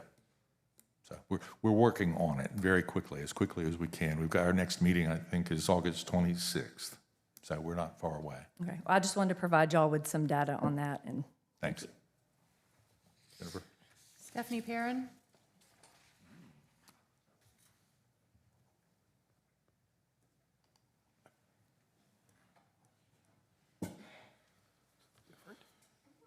Hello.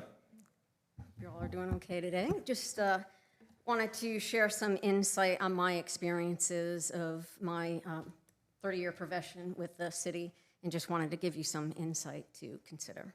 Thank you for your time. Thank you for the opportunity to speak with you today about New Directions and the importance of having a program-based shelter in the city. I want to begin by explaining why I'm here. We have more than 70 service providers, faith-based organizations, community members, and city employees who show up every day. Not one group more important than the other, but we all working together to care for those in need.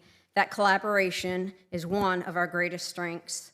Over the years, I have listened and learned and worked to dispel the falsehood surrounding homelessness. Why me?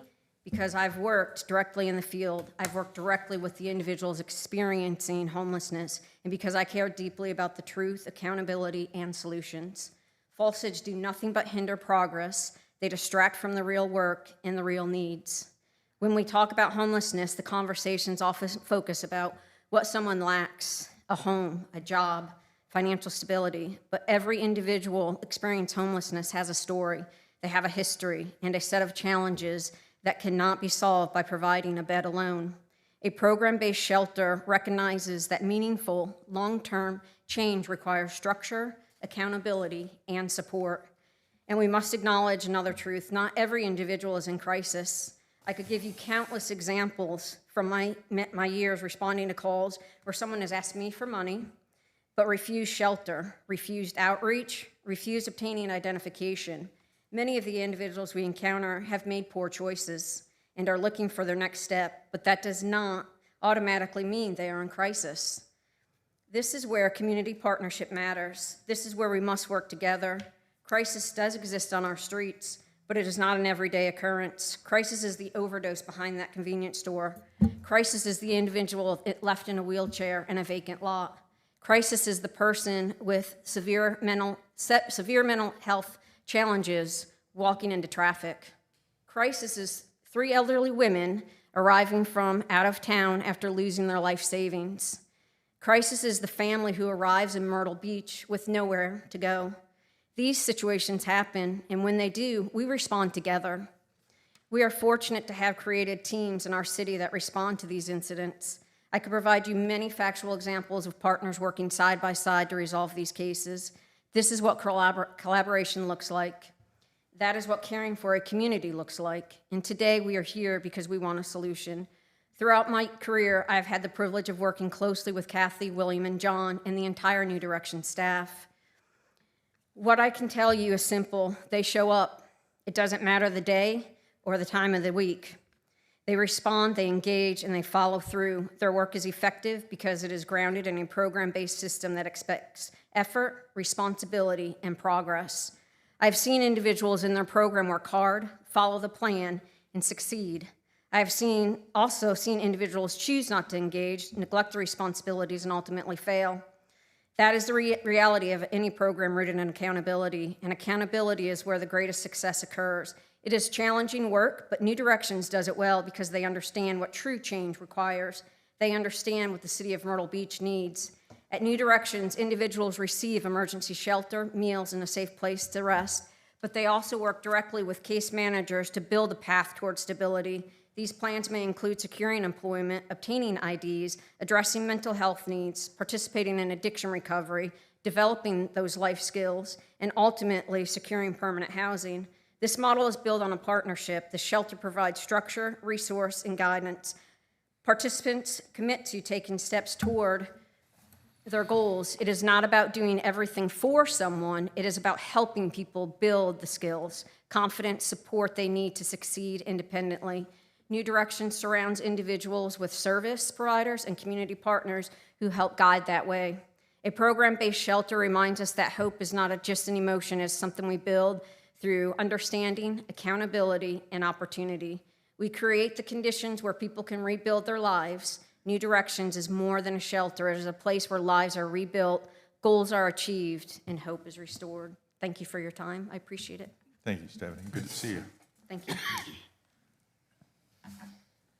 That's it? Moving on to the consent agenda, please. We have 2 items on the consent agenda.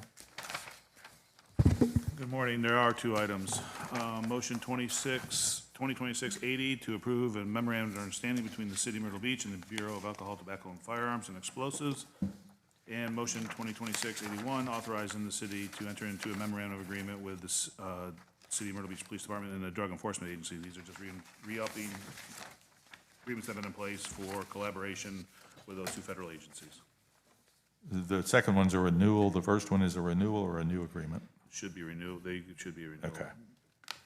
Super. Any discussion from council? Is there a motion to approve the consent agenda, please? Consent agenda. Motion to approve. Second, Mike and Bill. Any discussion from city council? All those in favor of the consent agenda as presented, please say aye. Aye. Any opposed? Thank you. Moving on to the regular agenda, second reading of ordinance 26-49. Jennifer. Second reading of ordinance 2026-49 to amend section 11, special requirements, section 13, public improvements, and to include appendix I into finalize Seaside Farms PUD plan unit development ordinance. Good morning. Mayor, members of council, No changes since first reading. The changes were to the public improvements. The initial public improvement was to install a sidewalk all the way down Pine Island. Due to DOT having to acquire additional property to do such, they kind of nixed that idea. So they came back in with the sidewalk along the perimeter, along the frontage of the property on Pine Island, and putting in a bus station. They also included a parking diagram or a parking table, and those were the only changes to that. There was no major changes to the true component of what the PUD was. Motion to approve. Second. There's a motion and a second. The red letter text in here is what was approved at first reading? Okay. No changes. Any discussion from council? Sunset clause, Is in this one, yes, sir. what's the sunset date? Can't remember right now. 5 years. 5 years? Any discussion from the public? Wait, excuse me, Mayor. Oh, sorry. Ken, remind us why 5-foot versus 10-foot sidewalk? That's the open drainage ditch on Pine Island Road. To be able to put the sidewalk in, DOT was going to require that that ditch be piped. That would have required them having to acquire additional right-of-way. That would have also put the cost well above what the requirements are for the public improvements for the PUD. Curiously, why wouldn't the sidewalk just move toward the project to expand versus toward the drainage ditch? Can't hardly do it because of the ditch. Because there's only so much room between the road and the ditch. There wouldn't be enough to put a 10-foot sidewalk and then even For put the development, is what I'm saying. That's what he's saying, the ditch is because it's preventing that. Public sidewalk. That's not a ditch, that's a canal. Remind me, Mike, is that located right next to the road? Yes. Okay. So you'd have to be on the other side of the, It's, Yeah, show me. That's where Ken. they're installing the sidewalk, along their property from Grissom to the end of their property line. That gives everyone associated with their development the access to get out through the public sidewalks that go up and down along Grissom. There is no sidewalk, as you can tell, down Pine Island right now in this location. There is some down where Pine Island is down toward 15 in the Ramsey Acres neighborhood. But on this side of the road that they were proposing, once you get down there, there's not enough room in the right-of-way. DOT would have required the taking of additional land to pipe the ditch to install the sidewalk. And again, that was a project that went well above the requirements of the applicant of this PUD as far as their cost. Thank you. Have to be involved. And we don't have any plans to pipe that ditch, I'm assuming, at any point? It's not our ditch? It's in the county. It's not our ditch. Correct. Any other discussion from council? Any discussion from the public? All those in favor of second reading of this ordinance as presented, please say aye. Aye. Any opposed? Nay. 6-1, Jennifer. Thank y'all. thank you.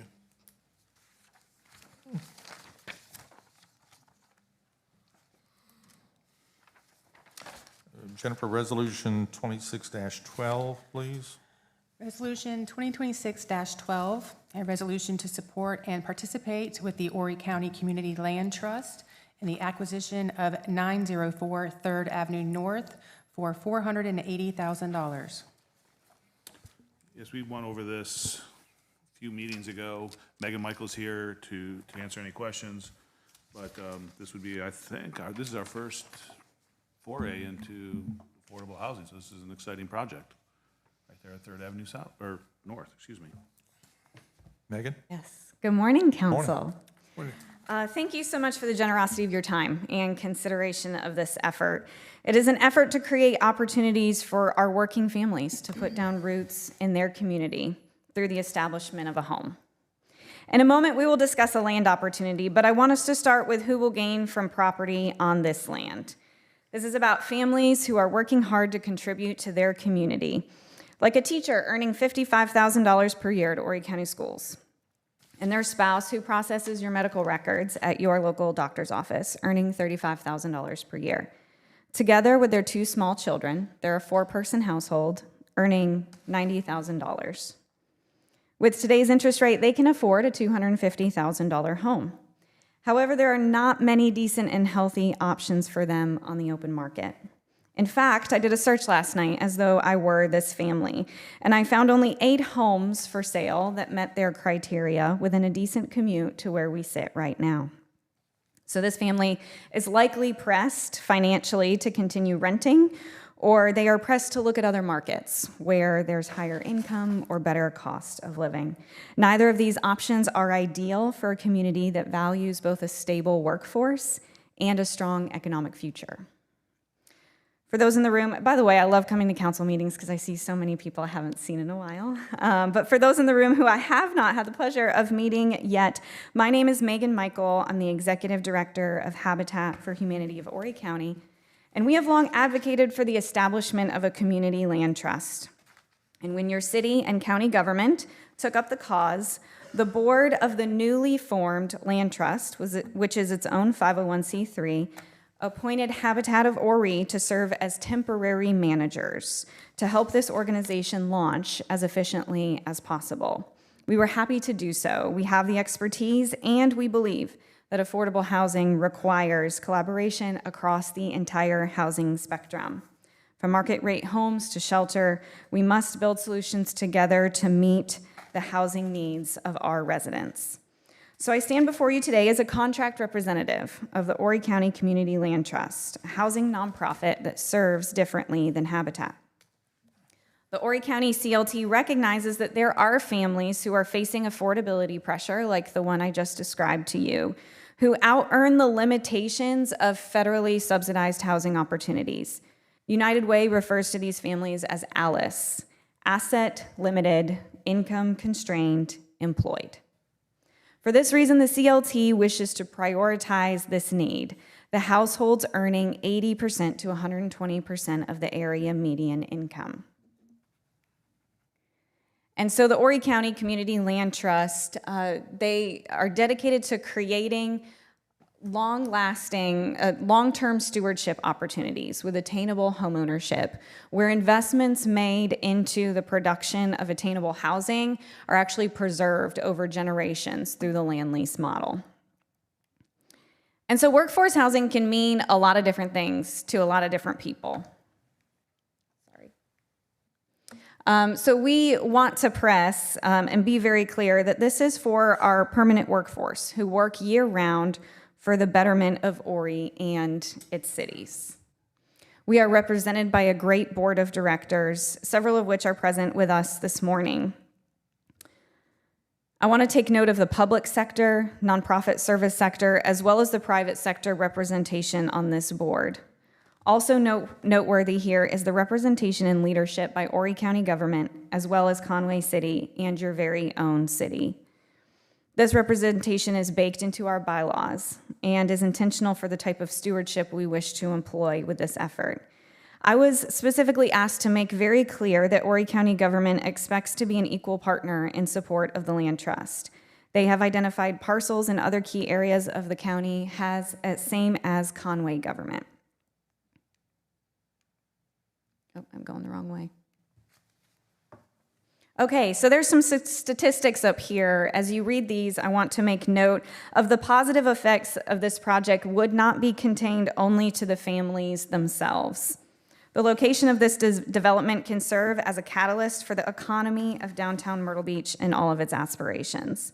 The statistics are no secret here. Making homeowners where families work and play is good for the proximate local businesses, their neighbors, and our employers.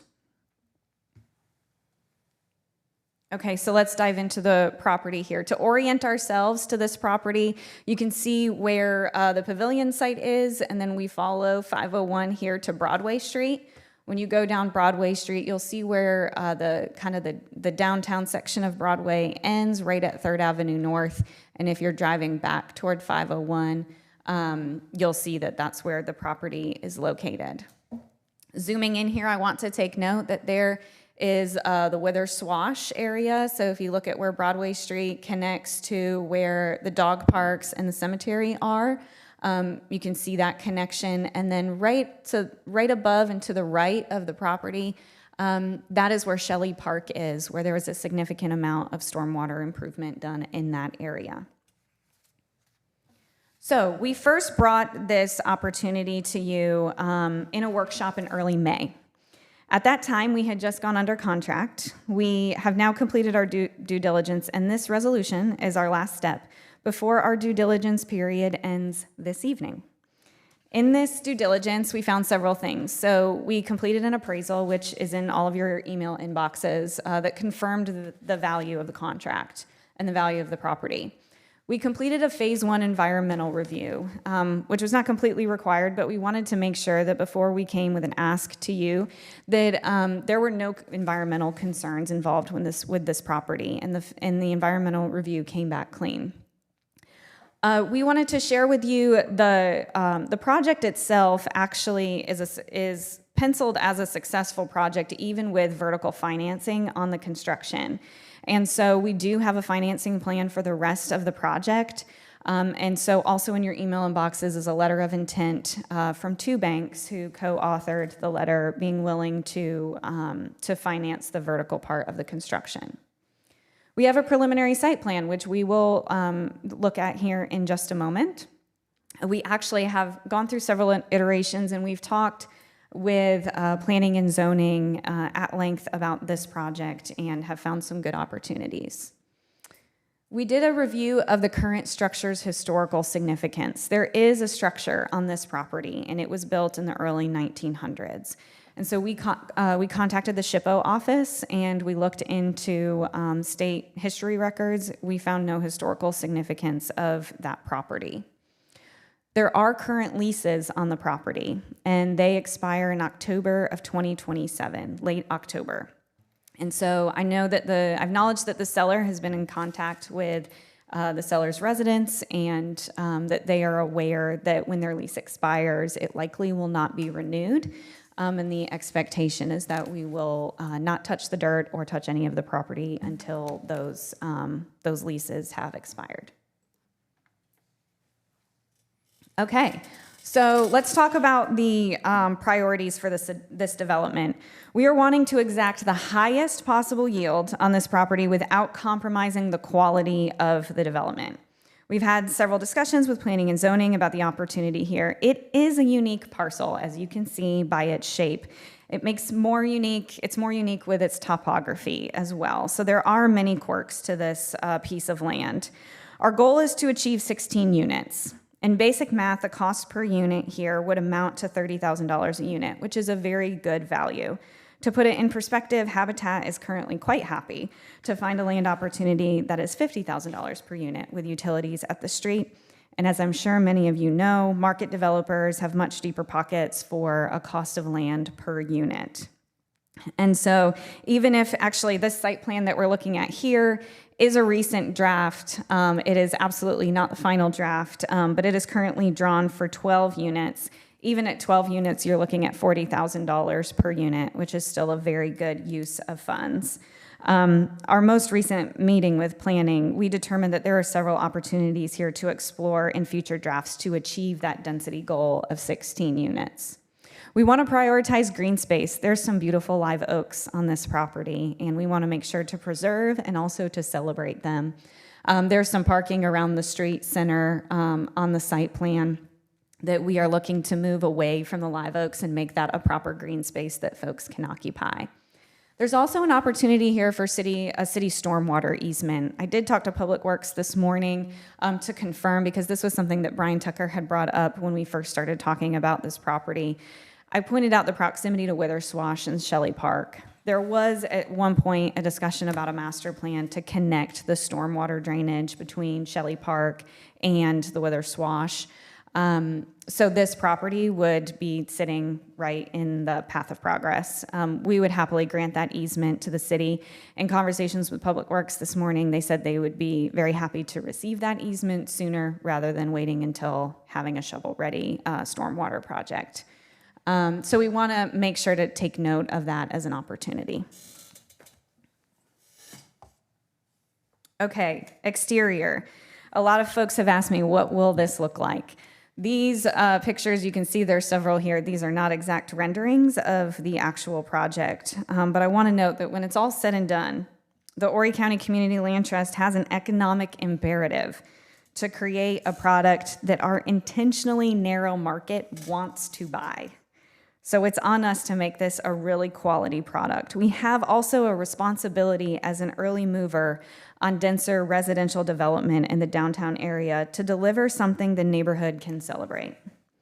We have baked into our pro forma the cost of quality exterior finishes, and we expect to go to great lengths to get this design right.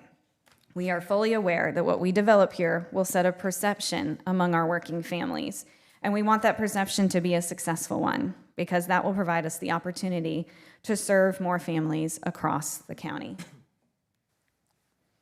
Okay, so to talk about timeline, this property was listed on the market when we made our offer, and the seller has every intention of selling soon. It is important that this resolution sees a vote today, as I don't see it likely that we would be granted an extension for a future council meeting. If the resolution passes, we expect to close next month. Then the time period would begin where we diligently work to get this right, to get it designed, to get it permitted, and to get it ready to go while we wait for these current leases to expire in late October 2027. So before I take your questions, I want to close by saying thank you for being a supporter of our working families. Through your support of the trust this far. This is a tool that has proven to work, especially in growing markets, and this investment is retained for generations and resales of these units. We believe in its potential. I personally believe in this board and their great leadership of the organization, and I believe many families will be more rooted in Myrtle Beach for the long haul because of this investment. I do want to note we did a demand survey for working families, and we got, out of the 334 submissions, we found 138 that would likely income qualify if they were submitting an application. Of that 138, 19% of those were City of Myrtle Beach employees. So those are folks that we've determined would income qualify and express that they would be interested in buying a unit. 93% of the respondents would be in search of 2 to 3 bedroom units. And so that's what we've kind of designed this around. Thank you. Thank you, Megan. I do have a couple of quick questions, and council may as well. 12 units, you have some confidence that you can get to the 16 units on the site? I'm very hopeful. Okay. And then these are for sale. Mm-hmm. They're not rentals. They are for sale. Will you explain how the Community Land Trust controls the secondary sale of those items in the market? Yeah, so baked within the sale is, of course, this being a condo building, we won't call it a land lease, but it's a similar legal mechanism. And within this agreement, call it an HOA agreement or something like that, there is a resale formula. And that resale formula, it essentially appreciates the unit at the same rate of average wage increase per year. So if we say a teacher is earning $55,000 and they purchase their home, and their home via the resale formula appreciates at 1.5% or 2% per year, by the time that they're selling 10 years from now, they're walking away with equity. And because they've not only paid down their mortgage, but they're seeing that controlled appreciation. But that same teacher who is in their shoes 10 years later can also afford that unit because we have taken the unit out of the open market and we've set it on the wage line. The goal of the Community Land Trust is for these properties as built to continue in perpetuity in the affordable housing realm. Correct. Yeah, we take that initial grant investment, the initial investment that we make in that property, that grant funding is preserved because it's not set free to the open market. Okay. And then Horry County Administrator Barry Spivey spoke with me yesterday and reiterated what you just said, that Horry County is a very willing and happy partner in all of this. And I think they've got 3 properties as well that they're looking at contributing. Yes, we are. Mm-hmm. So, Council? Megan, I'm interested, will this be the first to go under construction? It would. It would be the first that we've acquired. I can't say whether we will start another project that's a little more shovel-ready before October 27. There are some lots that have been identified by other municipalities that might be a little more builder-friendly from the start. So we may start construction on something else sooner than this. However, this is our first acquisition. And this is the city spending money from its set aside for the Community Land Trust. And you don't need any more money from us beyond that. You'll be able to manage the construction and the ultimate sale and all of that after this is done. Yeah, our intention for this project is not to come back to City Council. There is another project, I'll just share, there is another project that we are looking at that we may come back to you for a totally separate number of units. Mayor, you really answered my only question with regard to a speculator not being able to swoop down and elicit a gigantic profit in the process. Y'all know what you're doing, so that I take great comfort in that and the board that serves here. Yeah, thank you. If that was a possibility, I would not support this. Yeah. Thank you, Councilman. One of the things that I liked about the project is that, you remember I asked this question, could someone purchase this and then lease it back out? And the answer was no. And I'm happy that that's going to take place like that. It has to be live-in homeowner. Yes, along with the opportunity that we're creating for families, we're also putting some boundaries around that. This, by virtue of its location, it's not actually in the Arts and Innovation District. It is in the, is it in the MBDA? It's just outside the MBDA, probably. If you're asking about the mid, it would be within the mid. Oh, it is within the mid. Okay, then it is within the MBDA. But it adds potentially 16 units, if you can get to 16 units, of new residential in the larger downtown area, which is 21st Avenue North to 12th South. So it's a much bigger area, but it does add 16 new residential units potentially to the downtown area. Yeah, that's correct. Anybody else? Get it done. Any comments from the public? Alex?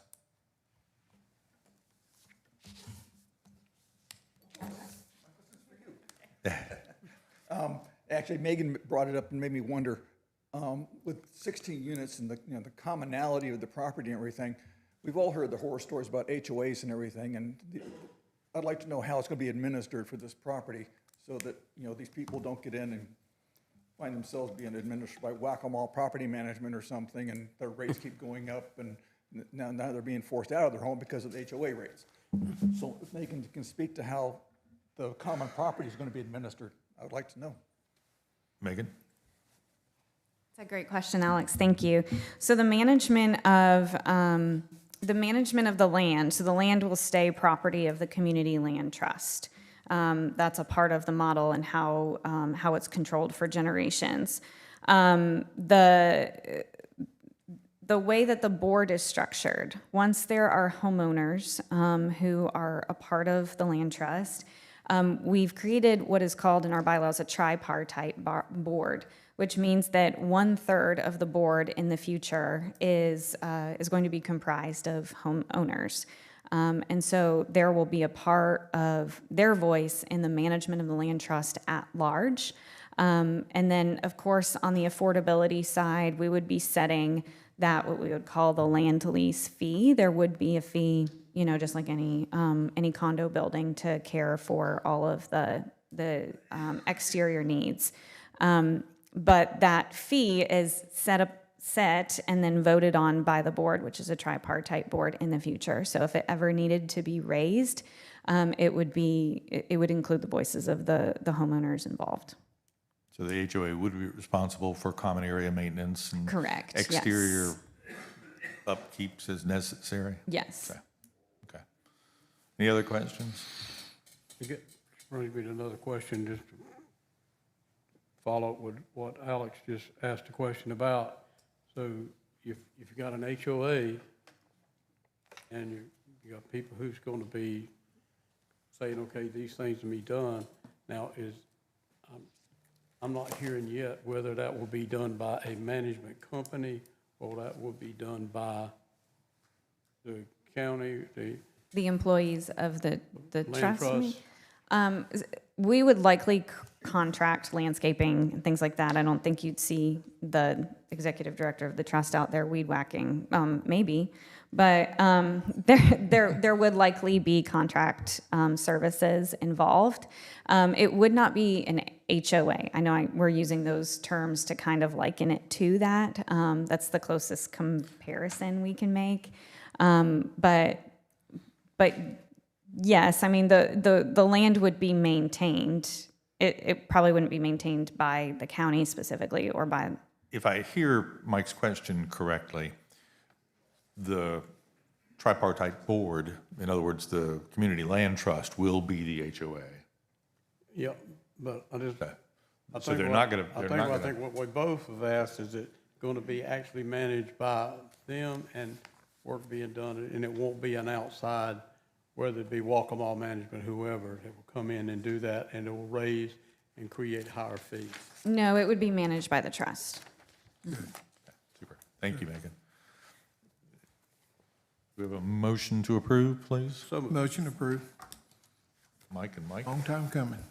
Yeah. Okay, we're excited to be able to say yes to this today, I think. All those in favor of the resolution as presented, please say aye. Aye. Any opposed? Thank you. Do you need a signed copy today by any chance or not?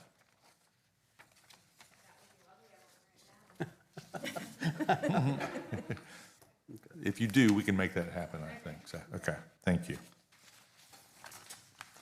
I think that brings us, no, we've got one more. Motion to appoint or reappoint 3 members to the Convention Center, 2682, Jennifer. Motion 2026-82 is to reappoint 3 members to the Convention Center Hotel Board of Directors. And those terms are George Durant, Matthew D'Antoni, and Yvette Jefferson. Motion to reappoint. Second. Motion and a second. Any discussion from council? Any discussion from the public? All those in favor of the reappointment of those 3 Convention Center Hotel Board of Directors, please say aye. Aye. Any opposed? And that's the end of the formal agenda today. Non-agenda items from the public. We have another time limit here. Anybody else have an urgent desire to contribute to the conversation today? Communications from city boards or commission members? Communications from city council and the city manager? Council communications. Debbie? Mayor, I had a couple of things. One, I know that there had been a great deal of conversation around golf cart parking, and I'd love for us to look at the ordinance and the possibility of making updates to that ordinance and with any changes, maybe at our next workshop. We have that tentatively scheduled for next Tuesday. Okay, perfect. I hadn't seen that yet. And then another thing is racket sports, tennis, pickleball, etc. I'm a tennis player, play a lot of tennis. I've tried to get Mr. McClure out on the court. No, teasing. Good luck with that. Yeah. But Mr. Chestnut would like to join you, though. Sure. with the prospect of the Grand Dunes courts going away, my understanding is just outside the south border of the city, Prestwick, that those tennis courts, which there are 14, I believe, are also going away for development. That the city really needs to consider the possibility of a racket sport center.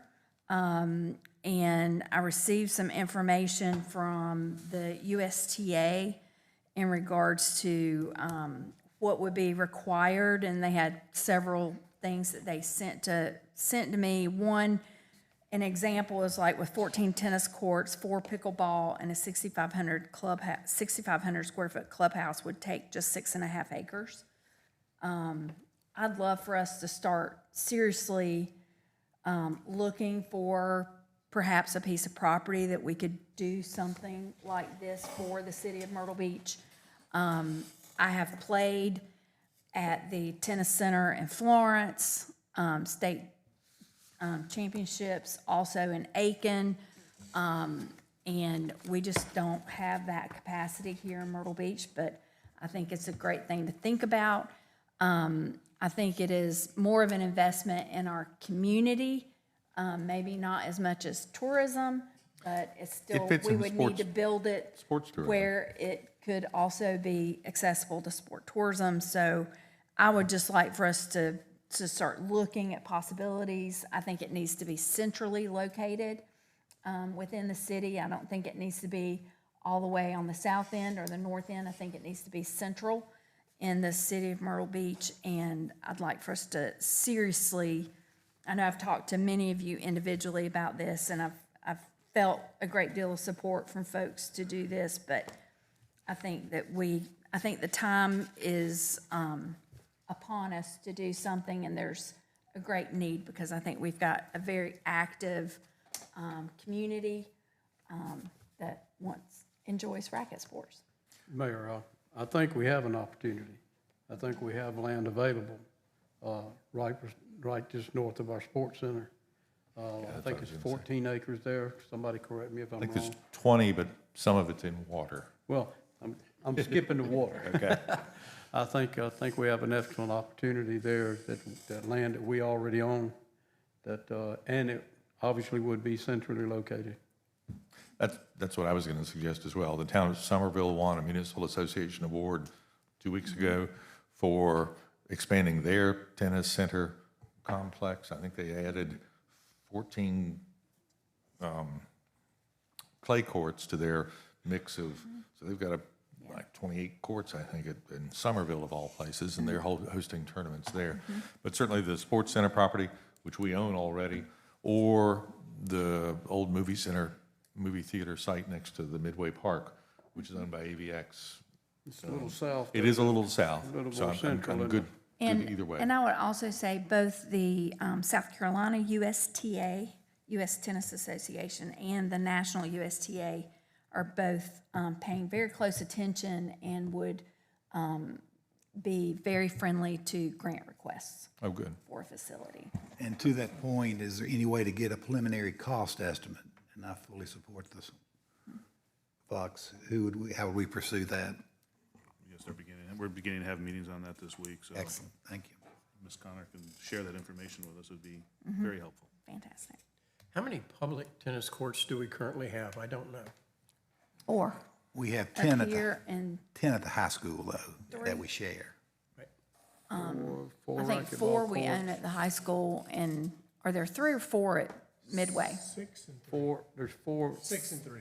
6 and 3. There you go. I think there are 3 at Midway, and then we own 6 of the ones at the high school. Probably. I would say the city-owned courts at the high school are not in great shape. 2 of them have are in bad shape. Bad, yeah. Then that's something we need to build into the entire calculation. I mean, if we're going to do it, let's do it right. Well, years ago, we had some at Pepper Giddens on the south side of the building. Yeah. That went away, but Yeah. I don't know. Midway Park, we did all the parks at Midway Park, and then pickleball took it over. Maybe the school district would Well, that is take true, over yeah. those courts at the high Pickle, school. Anyway, Midway Park. thank you. I've got a list of things just to quickly run through. I know we've got a time constraint today. Anybody else? Fox, have you got a construction update on the Oak Street project? I know that we've met with businesses along 9th Avenue North. What's the timetable for current construction, and then what's the timetable for the 9th Avenue North work? Oak Street is supposed to, as we heard in Meredith's presentation, end of August, and then beginning in September would be 9th Avenue North. I know we've had at least 2, probably 3 meetings with the businesses along 9th Avenue North to discuss that project in particular, and closing, and what's going to be open and how it's going to go. That would be from Kings Highway to the intersection of right up there by the shoe cobbler in that intersection. That is supposed to start in September and go through the end of March. We're trying to accelerate that as quickly as we can. Yeah, the businesses were concerned that it had grown from 4 months to 7 We're trying to, months. we are working daily on accelerating that with conversations. We asked yesterday about the beach-going wheelchairs, and the update on that is 30 days. 30 days. Ish. Ish. I noticed that the new towing signage is in place.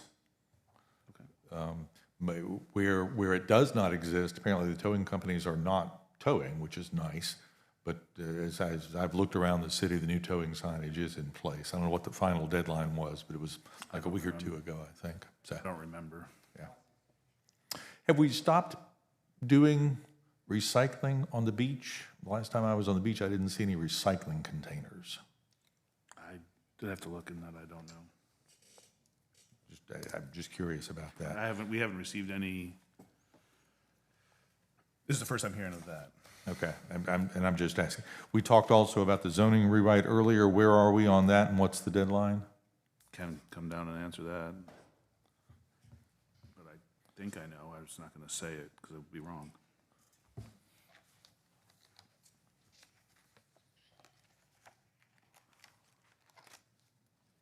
We have requested and were granted an extension in regard to the grant. We're taking the guidance of Kimley Horn in regard to when it's the best time to come presenting y'all to council. I think we're probably 2 months out on that. Right now, an aggressive approach is to have something finished by December. We're viewing this as we've got one chance to do this. We're going over sections. We're making sure that we've addressed all the concerns. So I estimated 18 to 24 months whenever we first got started on this. That's from all the research that we had done, that was the typical time. We were operating more under a 12 to 18 month process with wishful thinking. But I feel like we're going to line up more with the 18 to 24 month process as was initially proposed. So how long is the extension on the grant? The extension runs until February of next year. Okay.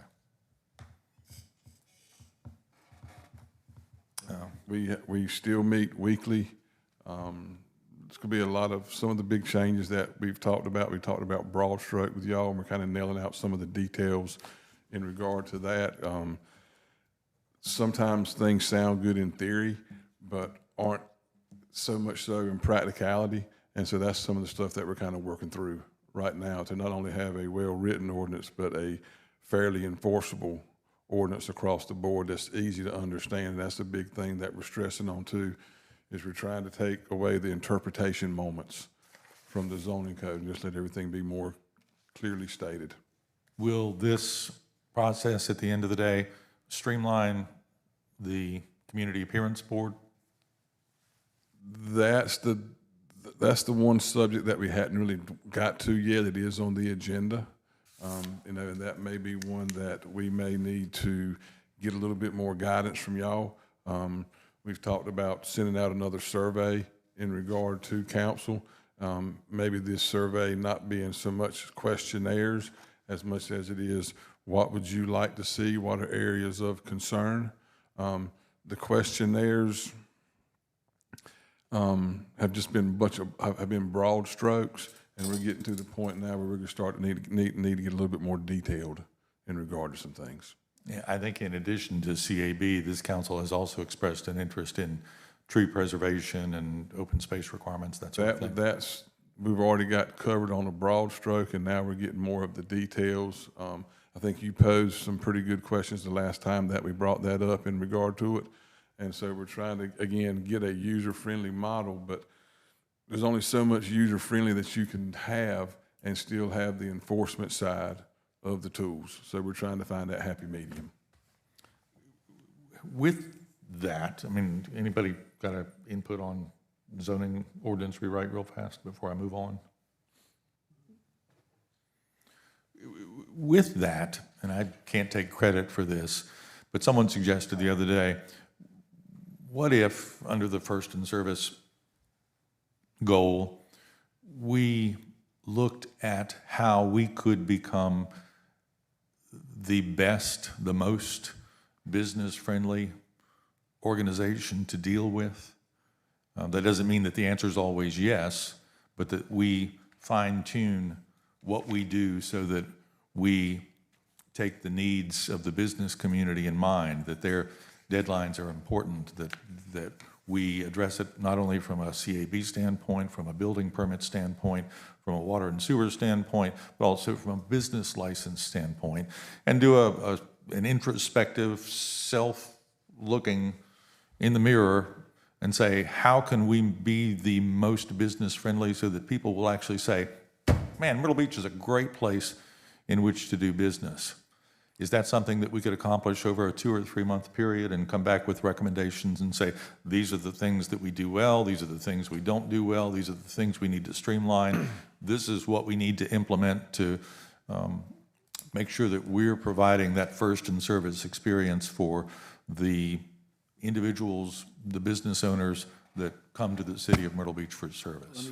Let me take a stab at that, Ken, if I can. I think we try to do that now, Mayor, but it takes two to tango. And a lot of the information we need to do that is coming from the businesses. I know we've had numerous examples where we send back plans back and forth about 8 times because they're not done correctly. So I think we certainly try to be as business friendly as we can all the time, but sometimes there are circumstances where we can only do so much. And then we get a bad rap that we're not being business friendly when they're looking for us to rubber stamp their development doesn't meet code, doesn't meet setbacks, for a litany of reasons. Understood. We're certainly willing to look at our Sorry. processes to see if there's opportunities for efficiencies. I'll just leave it at that. And that basically was my suggestion, that can we look at it internally and say, this is where we can make improvement? Is that something that y'all would be in favor of? I'm in favor of that, but on the other side of that, and I hear what Fox is saying, I think we need to, as friendly as we can be, communicate very clearly to the business community that, there are certain things and certain guidelines you have to follow, and just because it doesn't suit you particularly doesn't mean that we can make an exception, because while I, on the one hand, like exceptions sometimes, the reality is when you make big exceptions once, you have to do it for everybody. And that causes more problems than anything else. I understand that. One of the examples recently was that the business submitted something in a format that we didn't accept. Apparently nobody told the business that we didn't accept that format. That's the sort of nuts and bolts. And I saw that. And bolts thing yeah, that would be nice the to common sense thing. resolve. Yeah, common so sense, I absolutely We're agree. making sure that the business community knows what it needs to do. The complaint that I get back from a business license standpoint and dealing with the construction services side of thing is that this is what you're told to do. You come back and you've done this, and then they say, oh, but you also need to do this. And then you bring that back, and then you also need to do this, that there's more. There's always more to that. Back and forth thing. There's always more to that. I agree. When that comes back to staff, the things that they said, we go back and say, well, you need to do this, wasn't in the first time. And so that's what I was saying earlier. If you bring us a set of plans, we're trying to be as efficient as we can, but those plans change when we go back and forth. And sometimes when they come back to us, things were added. And I'm not arguing the details. What I'm suggesting is that we look introspectively and say, we can make it better in these ways. We can, and we try to do that regularly. Again, it's going to take both of us and the business community to make that happen. If men were angels, we wouldn't need government. Yeah.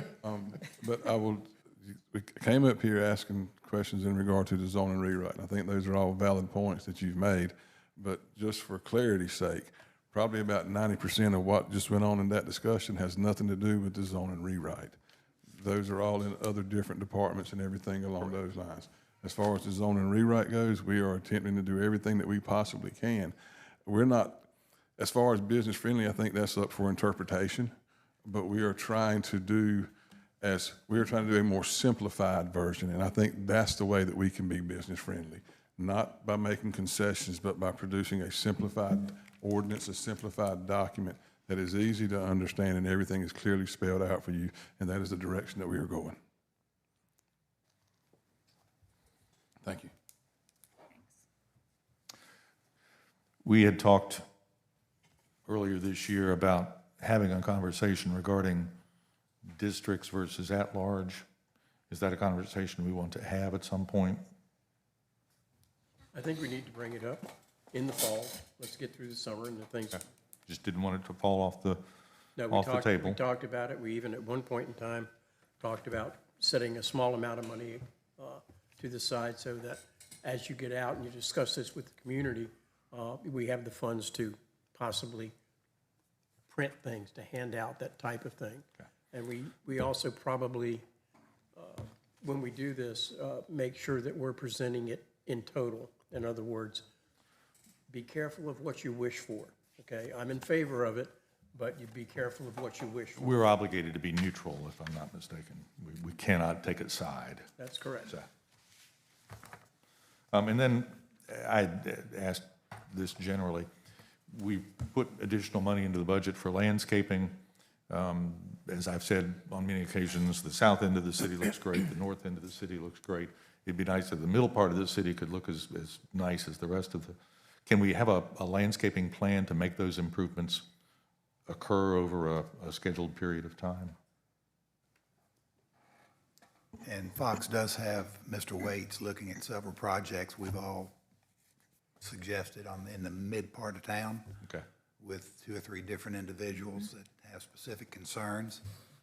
I think that's a step in the right direction, hopefully with a benchmark timetable where some will be completed. And a lot of it's tidy up stuff, but it's important. We keep asking about the former yesterdays at 19th Avenue North. And apparently there's a code change that needs to occur to be able to enforce the dilapidated nature of that building at this point. So if there's a code change that we need to make that happen, I think we're ready to do that. I think each of us could present a list Yes. that we see.